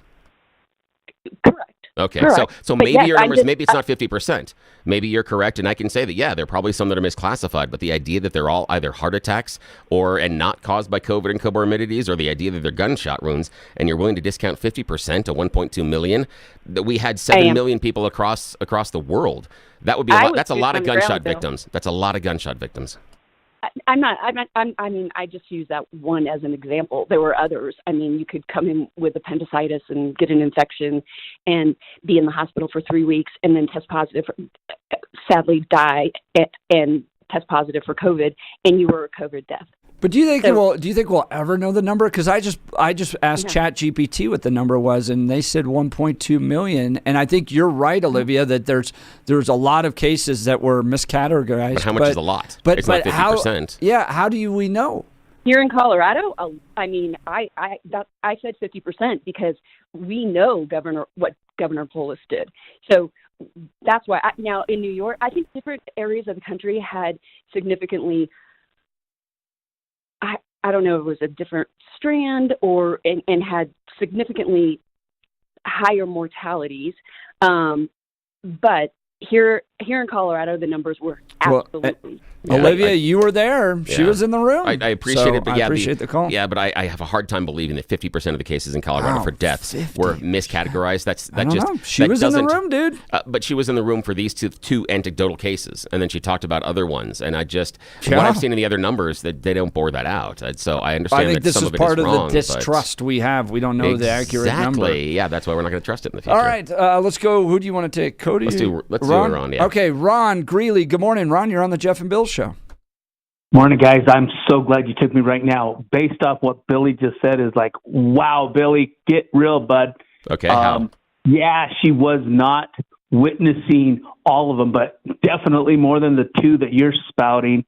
And she's probably got way more on-hand knowledge and witnessing than you ever did, and you're guessing, just like you said, we can't trust any of them, but you're choosing to trust the 1.2 million. That's really rich, bud. Okay, why shouldn't I trust the 1.2 million? You just said we shouldn't trust it, but you're choosing. Why would you choose it? I don't know why you do. Because why do you? That's a good question. Because I watched the numbers, Ron, when it was going on. I watched the numbers. I saw the EMTs. Trust them. No. I said that what I did say, Ron, accurately is I agree that some of them were miscategorized. I disagree that it's 50%. And she couldn't bring anything to say that half the cases that she saw were miscategorized. And she did say that some of the people that came in were also have comorbidities. And comorbidities is part of the problem. That's why you shouldn't have gotten COVID in the first place. I appreciate the phone call. But yeah, that's the reason, Ron. That's the reason. All right, we've got near full phone lines. We'll continue the conversation on this coming up on the 5-year anniversary of the COVID lockdowns. You're listening to Jeff and Bill. This is Denver's Talk Leader, News Talk 710 KNUS.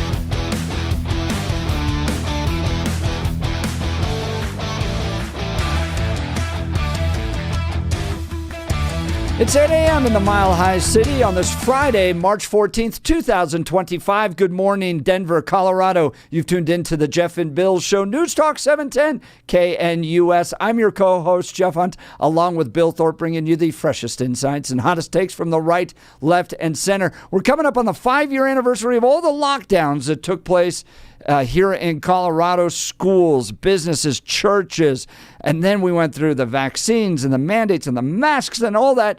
What have we learned 5 years later? If those same orders came, would you abide by them these days? Do you think America would? An interesting piece coming out of the Boston Globe that those that are in opposition during the lockdowns, all that, the critics, well, they're now in control of public health. That's kind of interesting as well. Let's go and wrap up some phone calls here. Cody Golden. Good morning, Cody. You're on the Jeff and Bill Show. Morning. Hey, good morning. Thanks for taking my call. Yeah, you're asking if we regretted anything during the COVID lockdowns. And, one thing I really don't regret is taking the jab, the Fauci ouchie. That's turned out to be a total disaster. But one thing I do regret, and Jeff and Bill, you weren't on the radio yet with Billy, Jeff, but Peter was on, or Billy was on with Peter, and I just felt that, when the shot rollout came, that Billy and Peter were really cavalier about, just get the shot, it's the right thing to do, very condescending towards people that were questioning it. Maybe looking into alternative treatments like ivermectin, which has proven to be pretty effective against COVID.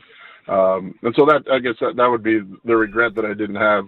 How do you define Cody, how do you define pretty effective? Well, how do you find that the shot's effective? When they came out, they said it was 100% safe and effective. No, that's not what they said. You want to pull up videos of Fauci? If you get the shot, you will not get COVID. That's what he said. You will not get it. You will not pass it on. That's what they said. Cody, hang on. Stop right there. Because there's some differences there. Hang on. I got these things going on here. Hang on. So part of it is one of the things they were incorrect is the idea of you being not passing it on. But no vaccine prevents you from getting an illness. That's science. Vaccines teach your body how to fight the illness. The statement that the government never said, you get the shot, you don't get COVID. That's just incorrect. And if anybody did from science, if anybody did through science, I doubt that he said that because he should know enough. And that's where I talk about the misunderstanding of science. It allows your body to fight it off.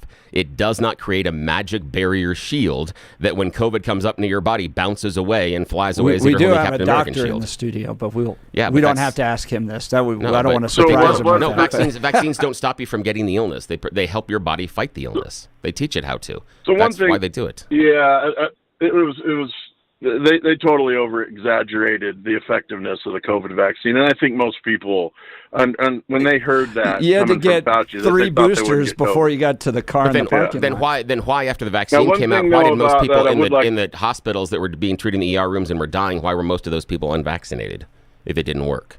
Why didn't we see more equity between the two populations? I don't know that that's true. No, but that is true. You also mentioned to a previous caller that there was no ventilators available. That's not true. Do you remember we built a huge ventilator room down there at the convention center and one up north, and they were never used. They didn't use a single one of those ventilators. I know, but I'm talking about nationally. There were shortages on ventilators, and there were hospitals asking for more and looking for supplies, and we changed supply lines across the country in order to move ventilators into hospitals and areas that were seeing more of that. Yes, we didn't fill the convention center. Guys, I will tell you, doesn't mean the ventilator shortage didn't happen. Is a perfect example of how the debate is still raging, and we're coming up on the 5-year anniversary. We'll continue this conversation. Cody Golden, sure appreciate it.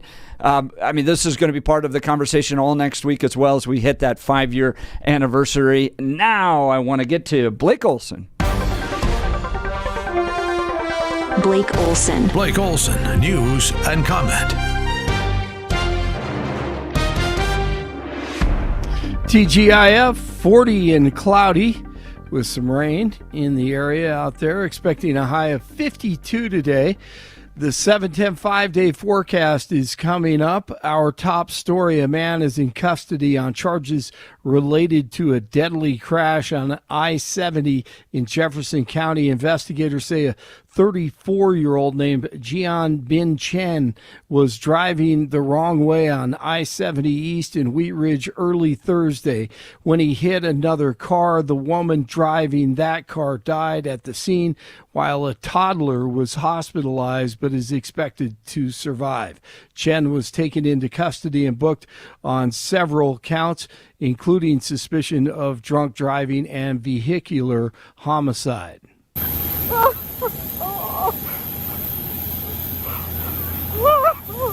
Once again, that's one of the frightened passengers at DIA on Thursday. American Airlines says one of its planes caught fire Thursday after it landed in Denver. The airline said the flight from the Springs to Texas experienced an engine-related issue and had to be diverted to DIA. The FAA says that the engine caught fire at the airport, and 172 passengers and 6 crew members had to evacuate using the slides. Police investigating reported threats against a Colorado restaurant owned by Elon's brother. The Kitchen restaurant in Boulder reported a bomb threat to police Wednesday. It's the second time this year that the restaurant has received a bomb threat. The Kitchen is owned by Kimball Musk, who's Elon's brother. Here's Elon with more on those horrible Doge cuts. Everyone knows that getting rid of the deficit will require some tough decisions. And that includes cutting back on billions of dollars in programs that a lot of people care about. Oh, wait a minute. That's Barry. But what should be easy is getting rid of the pointless waste and stupid spending that doesn't benefit anybody. Waste we should be getting rid of even if we didn't have a deficit. Sure, some of these cuts aren't that big, but no amount of waste is acceptable. Not when it's your money. I agree with that. That was in 2011. The left creating more terror. There's also a trend of conservatives in media and social media being swatted. The latest, talk show host Joe Pags. And I called 911. That was the right answer. And I said, this is my address. This is who I am. Radio, television, talk show host. So some would say public figure. I think I'm being swatted. Are you guys at my house? About 2 seconds later, she said, yes, we are. We got a report of this, and this. Dogs were shot. People were bleeding. People were hiding. And none of that was true. None of it true. Not a bit of it. So I said, none of that's happening. Please tell him to stand down.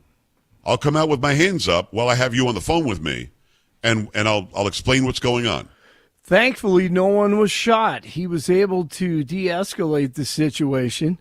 But Owen Schroyer, InfoWars, he's concerned about the lack of talk on the issue. Then you have this new swatting thing that's going on where people are calling in fake police reports for the SWAT team to show up and hope there's some bad incident with the police and the individual that they called the fake report on gets shot or killed. Both of these things should be considered terroristic activity, and they are. The Democrat Party, maybe foreign interests as well.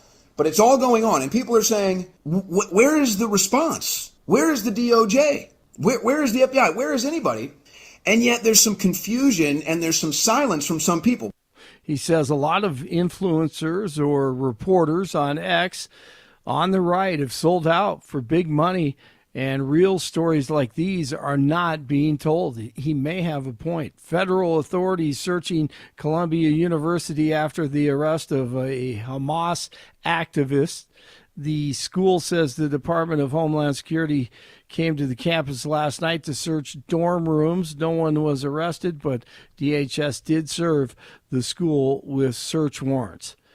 There appears to be a split between the House and Senate Democrats over the GOP funding bill. House Democrats voted almost unanimously against the government funding bill and are reportedly in a complete meltdown after Senate Minority Leader Schmuck Schumer said he would support the bill ahead of tonight's deadline to avoid a government shutdown. Russian President Putin has a number of conditions before he'll agree to a ceasefire with the Ukraine. A U.S. negotiated 30-day ceasefire is on the table. An envoy from D.C. was supposed to have met with Putin last night to discuss the plan. CSU over Nevada in the Mountain West Conference Tournament, a big win for them. They take on Utah State tonight at 10 o'clock. And Houston ends CU season in the Big 12 tourney. 38 in Englewood, 37 in North Glen, 40 in Denver. Jeff and Billy continue. Our country will be woke no longer. Blake Olson, News Talk 710 KNUS. A Pacific cold front will race across Colorado today, bringing quite a change in our weather. Partly cloudy skies to mostly cloudy skies, becoming very windy. Temperatures will be near 50 to start the day, but falling into the upper 30s by afternoon. Very strong gusty northwest winds. During the day today, through late afternoon and early evening, a few rain and snow showers. Then lows tonight, mid-20s. Cool and breezy, upper 40s Saturday. Then warming back to the 60s Sunday and Monday. Next chance of rain and snow Tuesday. Meteorologist Don Day in the 710 KNUS Weather Center.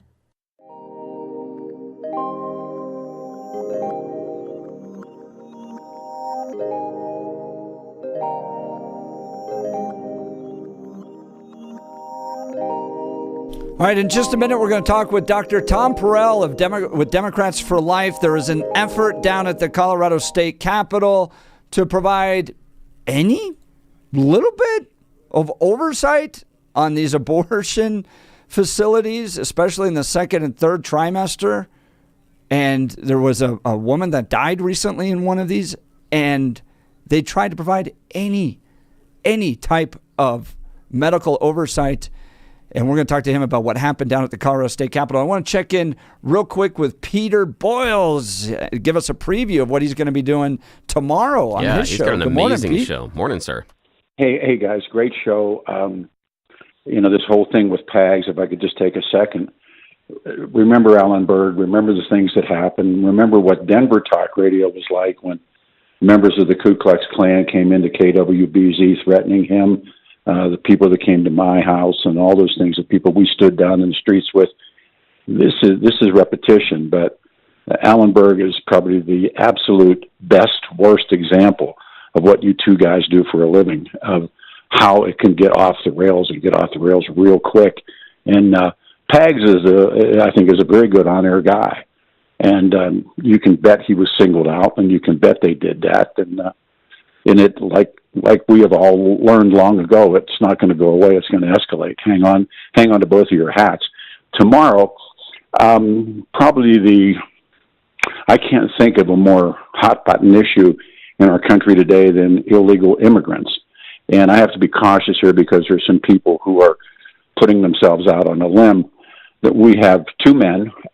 One is in his first part of his 30s. I've not met them. I've not spoken with them. The other guy is in his 20s. They walked here from Venezuela, and they have horror stories. And they're somewhat upset about it. Now, and I know this is very hypocritical, but they're upset how people portray them.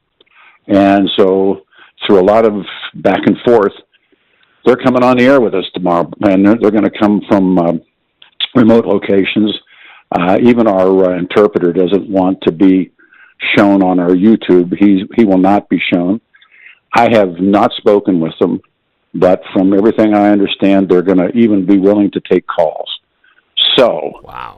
It should be, as we used to say, it should be a barn burner. But so I've been working. I'm glad you mentioned PAGs, Jeff. I really am, because that's real old school, nasty talk radio stuff. Well, Pete, that's going to be great. When's the show tomorrow? Well, I go on live at 9, obviously, after John, and then they'll join me at 10, and we have them blocked out for 2 hours. Wow! So, and they'll take calls. Yeah. And this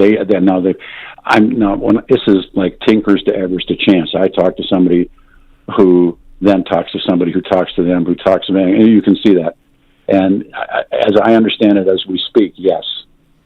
So. Well, Bill and I, when all the apartment stuff was happening in Aurora, we went down and actually talked to people, immigrants that were in that apartment complex, and you get a real sense of everything they've gone through and why this whole thing is so heartbreaking, because you have human beings being trafficked, abused, suffering.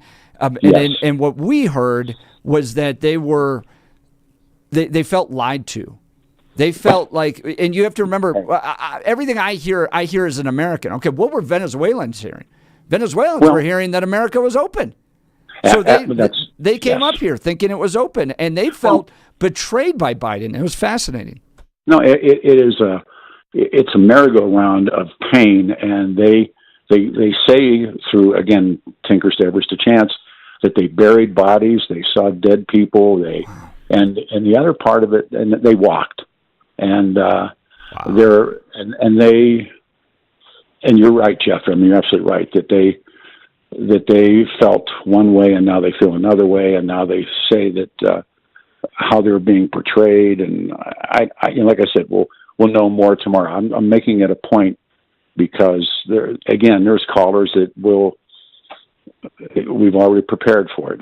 They'll call ICE or they'll call the Aurora PD, and you can just see where this is going to go. But these are, I'm told, very deeply religious men, and they're going to talk about their trip to this country and their treatment in this country. And so, the question I would love to know, Pete, and I may even call in to ask this question tomorrow. You can walk in. Well, Donald Trump is offering them a way out and the ability to get in line and come here the right way.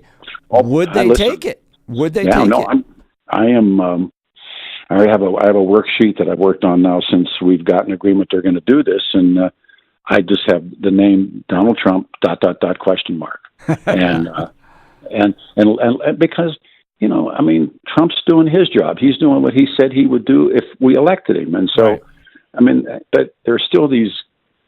And you're talking about human trafficking, and all this kind of stuff. And I think it's so easy for all of us. And I think you guys are now sitting in the catbird seat.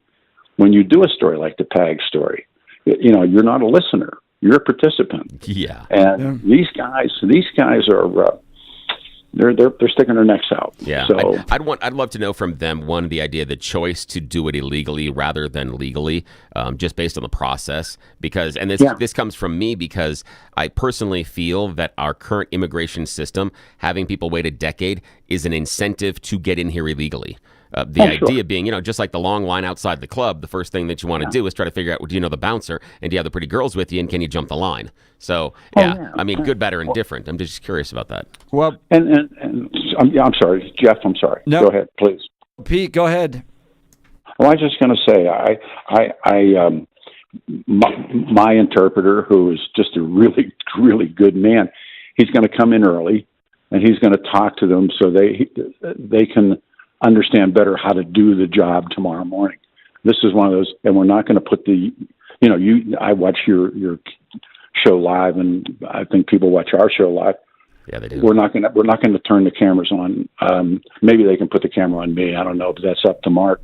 This guy doesn't even want to be shown who he is, let alone use his name. And that's smart. Yeah, and we're getting text messages here. What are the odds ICE ends up at the station tomorrow? Listen, hey, believe me, I tell you, that was one of the first things that came up. Somebody said, "What are you going to do if ICE kicks in the door?" I said, "That's why they're at undisclosed locations." Yeah.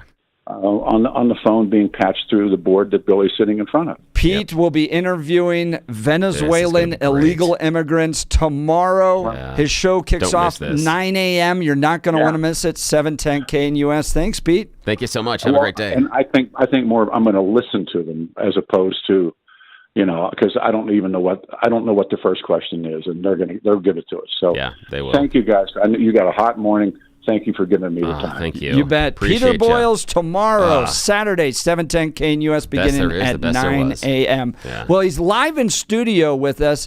I really like him because I appreciate how challenging his job can be. Dr. Tom Perille, he's with Democrats for Life. That's not easy in this state because I don't know a single pro-life Democrat that's elected to office right now. So you're speaking within your own party. Who does he go to trying lunch get with them. when he's down at the Capitol? Right. Dr. Tom Perille, you had a big battle down at the Colorado State Capitol trying to provide some common sense guidance on these abortion facilities. Tell folks what you were doing. Yeah. After 79 passed, Catherine Wheeler, who's an OBGYN, and Wendy Smith, a nurse practitioner, myself with Applaud, Colorado. I wear two hats. We're trying to figure out a way to find common ground with pro-choice people. And since pro-life people, advocate for both the mother and the preborn baby, and we know that pro-choice people are motivated, in their heart to do what's best for women, we thought common sense regulations of second and third trimester abortion facilities would be a place we could come together. And so we helped draft a bill that Scott Bottoms carried to the Health and Human Services Committee this past week, and the bill did not outline specific measures, but it did suggest that second and third trimester abortion facilities should be regulated by the Colorado Department of Public Health and Environment, just like other high-risk healthcare facilities are in Colorado. That includes dialysis centers, birthing centers, community clinics. Of course, hospitals are regulated as well. Several other common healthcare facilities that pose some risk to patients and require oversight are currently regulated. The big exception is second and third trimester abortion facilities. And even if you look at conservative estimates, 10% of second trimester abortions are complicated and 1.7% have serious life-threatening complications. And a study from University of Colorado showed that 1 in 50 of their second trimester abortion patients had to be hospitalized after the procedure. And in some lower volume abortion centers, research from the abortion industry have demonstrated that as much as 36% of these patients have complications and up to 4% require transfusions. And so this is not a procedure that should be done in an outpatient setting without public health and safety regulations and oversight. I mean, there's none on these facilities? There like Dr. Hearn in Boulder? There's none. I mean, the only oversight that there is that nurses and physicians in the state of Colorado have to be licensed. But at some point in their career, 20 years ago. They have to be licensed, but the facilities themselves do not have to have any common sense inspections, regulations, or licensing.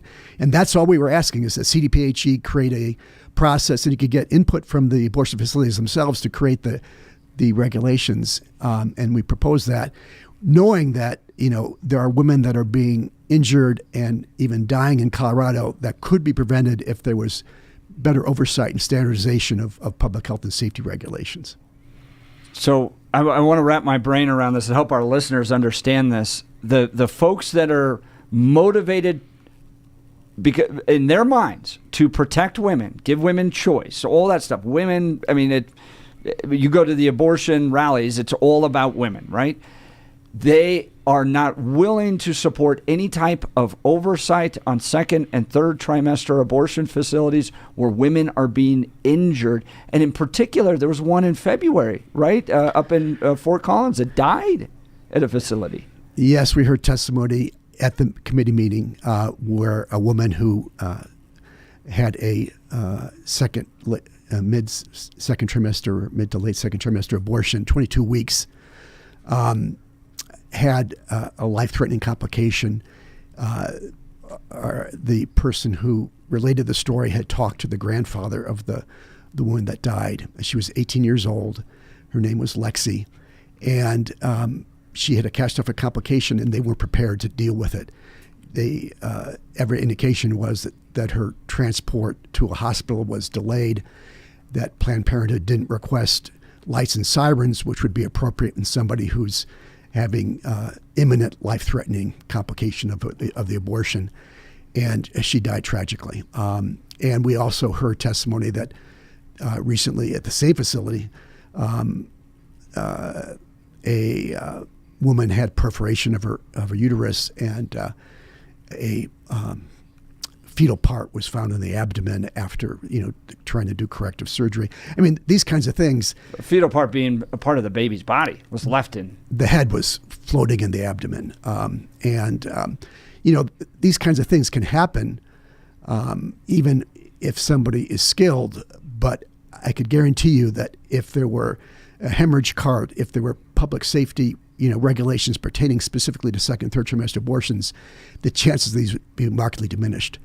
The young woman that died was thought to have, my understanding is, an amniotic fluid embolism, which is a rare complication. It can occur during delivery, but certainly can occur during abortion. We know that if the amniotic fluid is drained properly prior to the second trimester abortion, that can mitigate the risk. We just don't know if those kinds of things are being followed, whether best practices are being followed. And the only way to do that is to create some sort of Colorado Department of Public Health oversight. So these are tragedies that probably could be avoided. This is not something that Democrats and pro-choice people should be able to come together on. Right. And I had personally met with the chair of the committee. I walked him through why we were recommending this, why we should come together as pro-life and pro-choice people to protect women's lives. And they sat silently during the testimony from all these people that were advocating for preserving women's lives. And at the end, the only person that talked, and they all voted against it, the Democrats, unfortunately. The chair of the committee said some things that were, abortion industry talking points had nothing to do with our bill and distorted the information that we had presented. So it was really very disheartening. We're talking with Dr. Tom Perille. He's with Democrats for Life. They were working on a bill down at the Colorado State Capitol to provide any type of oversight. And we know, Bill, that Democrats don't mind regulating things. In fact, we had two bills we talked about earlier this week. One, telling law enforcement officers that they can't even ask a question to somebody they pull over. Like, do you know why you're getting pulled over? They want to ban law enforcement from being able to ask that question. And then two, on guns, they want to make you jump through a lot of hoops. You got to not only do your concealed carry training, your 3-day waiting period, your background check. Now they want to go basically through hunter safety training for you to even own a semi-automatic weapon. So lots of examples of some type of regulation and oversight. So they don't seem to have a problem with that. Why 0 on second and third trimester abortions? It's wild. Yeah, and unfortunately, in the mainstream media, you probably won't hear about these tragedies because a lot of people are ideologically aligned with the abortion industry, and they don't want to shed a negative light on anything that happens there. And so these people cases are not being talked about. I mean, we heard during the election last year, we heard about Amber Thurman, the woman that died of complications of a drug-induced abortion, and they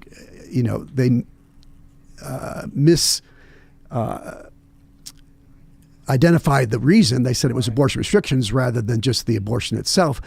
But we heard time and time again about this tragic death, and yet you won't hear anything about tragic deaths that occur in places like Colorado where there is no abortion restrictions because it doesn't fit the narrative. We've got to talk about these things, and no matter where you sit in the political spectrum, you should be able to agree that we should protect women's lives. In people, I mean, if you call it healthcare, you should regulate it like healthcare. It shouldn't be an exception. Wow. Great line. Dr. Tom Perille with Democrats for Life. We'll continue this conversation. And I want to ask you how Colorado's changed since the fall of Roe v. Wade. My understanding is that the numbers have gone up. You're getting a lot of people traveling into Colorado now. We'll continue that conversation. You're listening to The Jeff and Bill Show. This is Denver's Talk Leader News Talk 710 KNUS.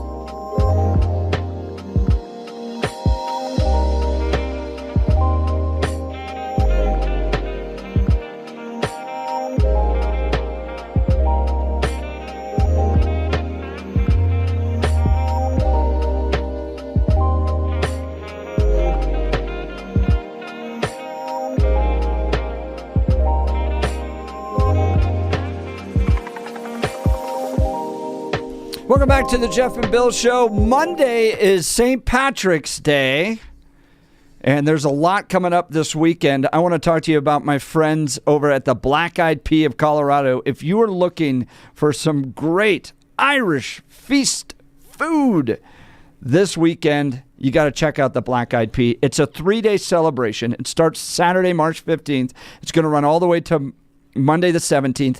They'll have corned beef and cabbage, slow cooked overnight, served with 2 sides. Or you can order the traditional pork bangers and mashed potatoes. They'll have Irish pie and shepherd's pie. And here's my jam, okay? A Reuben with sliced corned beef, sauerkraut, Swiss cheese, Thousand Island dressing, all on toasted marbled rye. So good. So many choices all this weekend. Traditional Irish cheer available as well, so don't miss the Irish feast at the Black Eyed Pea. I love everything about this restaurant. I know you will too. Let them do the cooking for you. 8 locations all around Colorado. They're sure for one of them to be near you. So check out the Black Eyed Pea. Take the kids, grandkids, your parents there. It's a great family restaurant, the Black Eyed Pea, celebrating St. Patrick's Day this weekend. All right, joining us live in studio, Tom Perille. He's with Democrats for Life. They went down to the Colorado State Capitol to just simply say there are 0 regulations, 0 right now, on abortion facilities, particularly second and third trimester abortion facilities, and story after story of women being injured in these facilities, and then the media not talking about it, and Democrats down at the state capitol not willing to put even the slightest type of oversight on these facilities. Now, Tom, Colorado's become now a travel destination for abortions. This is a recipe for disaster. You're going to have people coming in. You're going to have bad actors. Give folks some insight into what's happening now in Colorado on this. Yeah, I mean, this is particularly bad for women coming from out of state. They assume that Colorado has their back and that these facilities have some regulations and oversight. If they know that there's no vetting of these people that are performing these procedures, and that there's no standardization and best practices, we call them bundles of care, where you create based on quality improvement projects the procedures that result in the fewest complications and the best outcomes. There's nothing like that in Colorado. We know that Colorado's become a destination for people that are may not be the kind of people we want practicing in Colorado. When the Pueblo Clinic opened 2 or 3 years ago, they were advertising on their website. They were looking for people to perform second trimester abortions, and they said, no experience necessary. We'll train you. This is a very complex procedure where you dilate the cervix, you insert instruments, you pull apart the fetus, and then you extract it. This very prone to damage to the cervix, perforation of the uterus, hemorrhage complications. You just can't be trained on the job to do this kind of thing. And you don't even need a medical license to do that in Colorado? You could be a nurse practitioner or a physician, but there's actually not those requirements. If you go to the medical board, there's no specific requirements to perform that. And so, who knows? Wait, anybody can perform an abortion in Colorado? You could be a radiologist, and perform an abortion in Colorado. So there are some. I couldn't. I have no medical background. I studied philosophy, so I couldn't legally perform an abortion in Colorado, right? Or is it? It sounds like it's a gray area. It's probably a gray area. I think you should. If we dug deeper, the expectation would be that you have a license to practice, either a nursing license or a medical license. But beyond that, there's no qualifications, and so you could be a pathologist who looks at tissue all day and decide that you want to perform abortions, and you could do that in Colorado. It's very insightful. Warren Hearn, who's the Boulder abortionist, recently retired. Thank God. Did anyone continue on, he trained people to take his place? So that operation's still going in Boulder. That operation's still going with at full least term, right before birth, up for to when any third reason. trimester, healthy babies and healthy mothers are being aborted in Colorado. But aside from that, that's not the issue here. Warren Hearn in his book said that there are two kinds of abortion providers. Some are motivated by altruistic reasons, and there's others who are doing it for the commercial benefit. And he said those second category are well known, and they cut corners. And do we want people cutting corners in providing what the abortion industry describes as health care in Colorado? I mean, it's really sad that the abortion industry really is placing abortion access above the health and safety of women, and that's exactly what's happened with the rejection of House Bill 25-1252. Talking with Dr. Tom Perille. He's a physician who's a leader of Democrats for Life here in Colorado. Introduced this bill. It was shot down by Democrats. Tom, Democrats haven't always been like this. In fact, you used to have pro-life Democrats. There's none in Colorado right now. What has happened to the Democrat Party? It seems completely captured by the pro-choice agenda. What happened? How did we get to this place? It's when I joined the Democratic Party back in the 70s, it was predominantly pro-life. Some of the most articulate pro-life spokespeople in the country were Democrats. And that's because we had the notion that the Democratic Party spoke for the vulnerable, the voiceless. We protected those. We gave voice to the people that couldn't speak for themselves. And so protecting preborn babies is a natural outflow of that philosophy. Somehow it got caught up in the notion that to achieve women's equality, you had to make women more like men, which means they couldn't, manifest their fertility. We had to somehow make it so they didn't have to have children. So abortion became an integral part of that philosophy. And so people moved away. And right now, even though my suspicion, a lot of people on that committee that voted against this measure, deep in their heart, they know that this is a common sense thing to protect women. They are afraid of the abortion industry and the outsized impact it has on both the hard money, which is smaller, but the soft money that controls the election process. And they're fearful of going up against the abortion industry. In the committee hearing, it's very instructive. The only people that testified against this measure were paying people from the abortion industry, Cobalt, Planned Parenthood. What did they say? They said that abortion is safe, that the pro-life people just want to create what's called trap laws, which is a pejorative that they've labeled any regulation of the abortion industry. And they say they were all trying to, stigmatize abortion.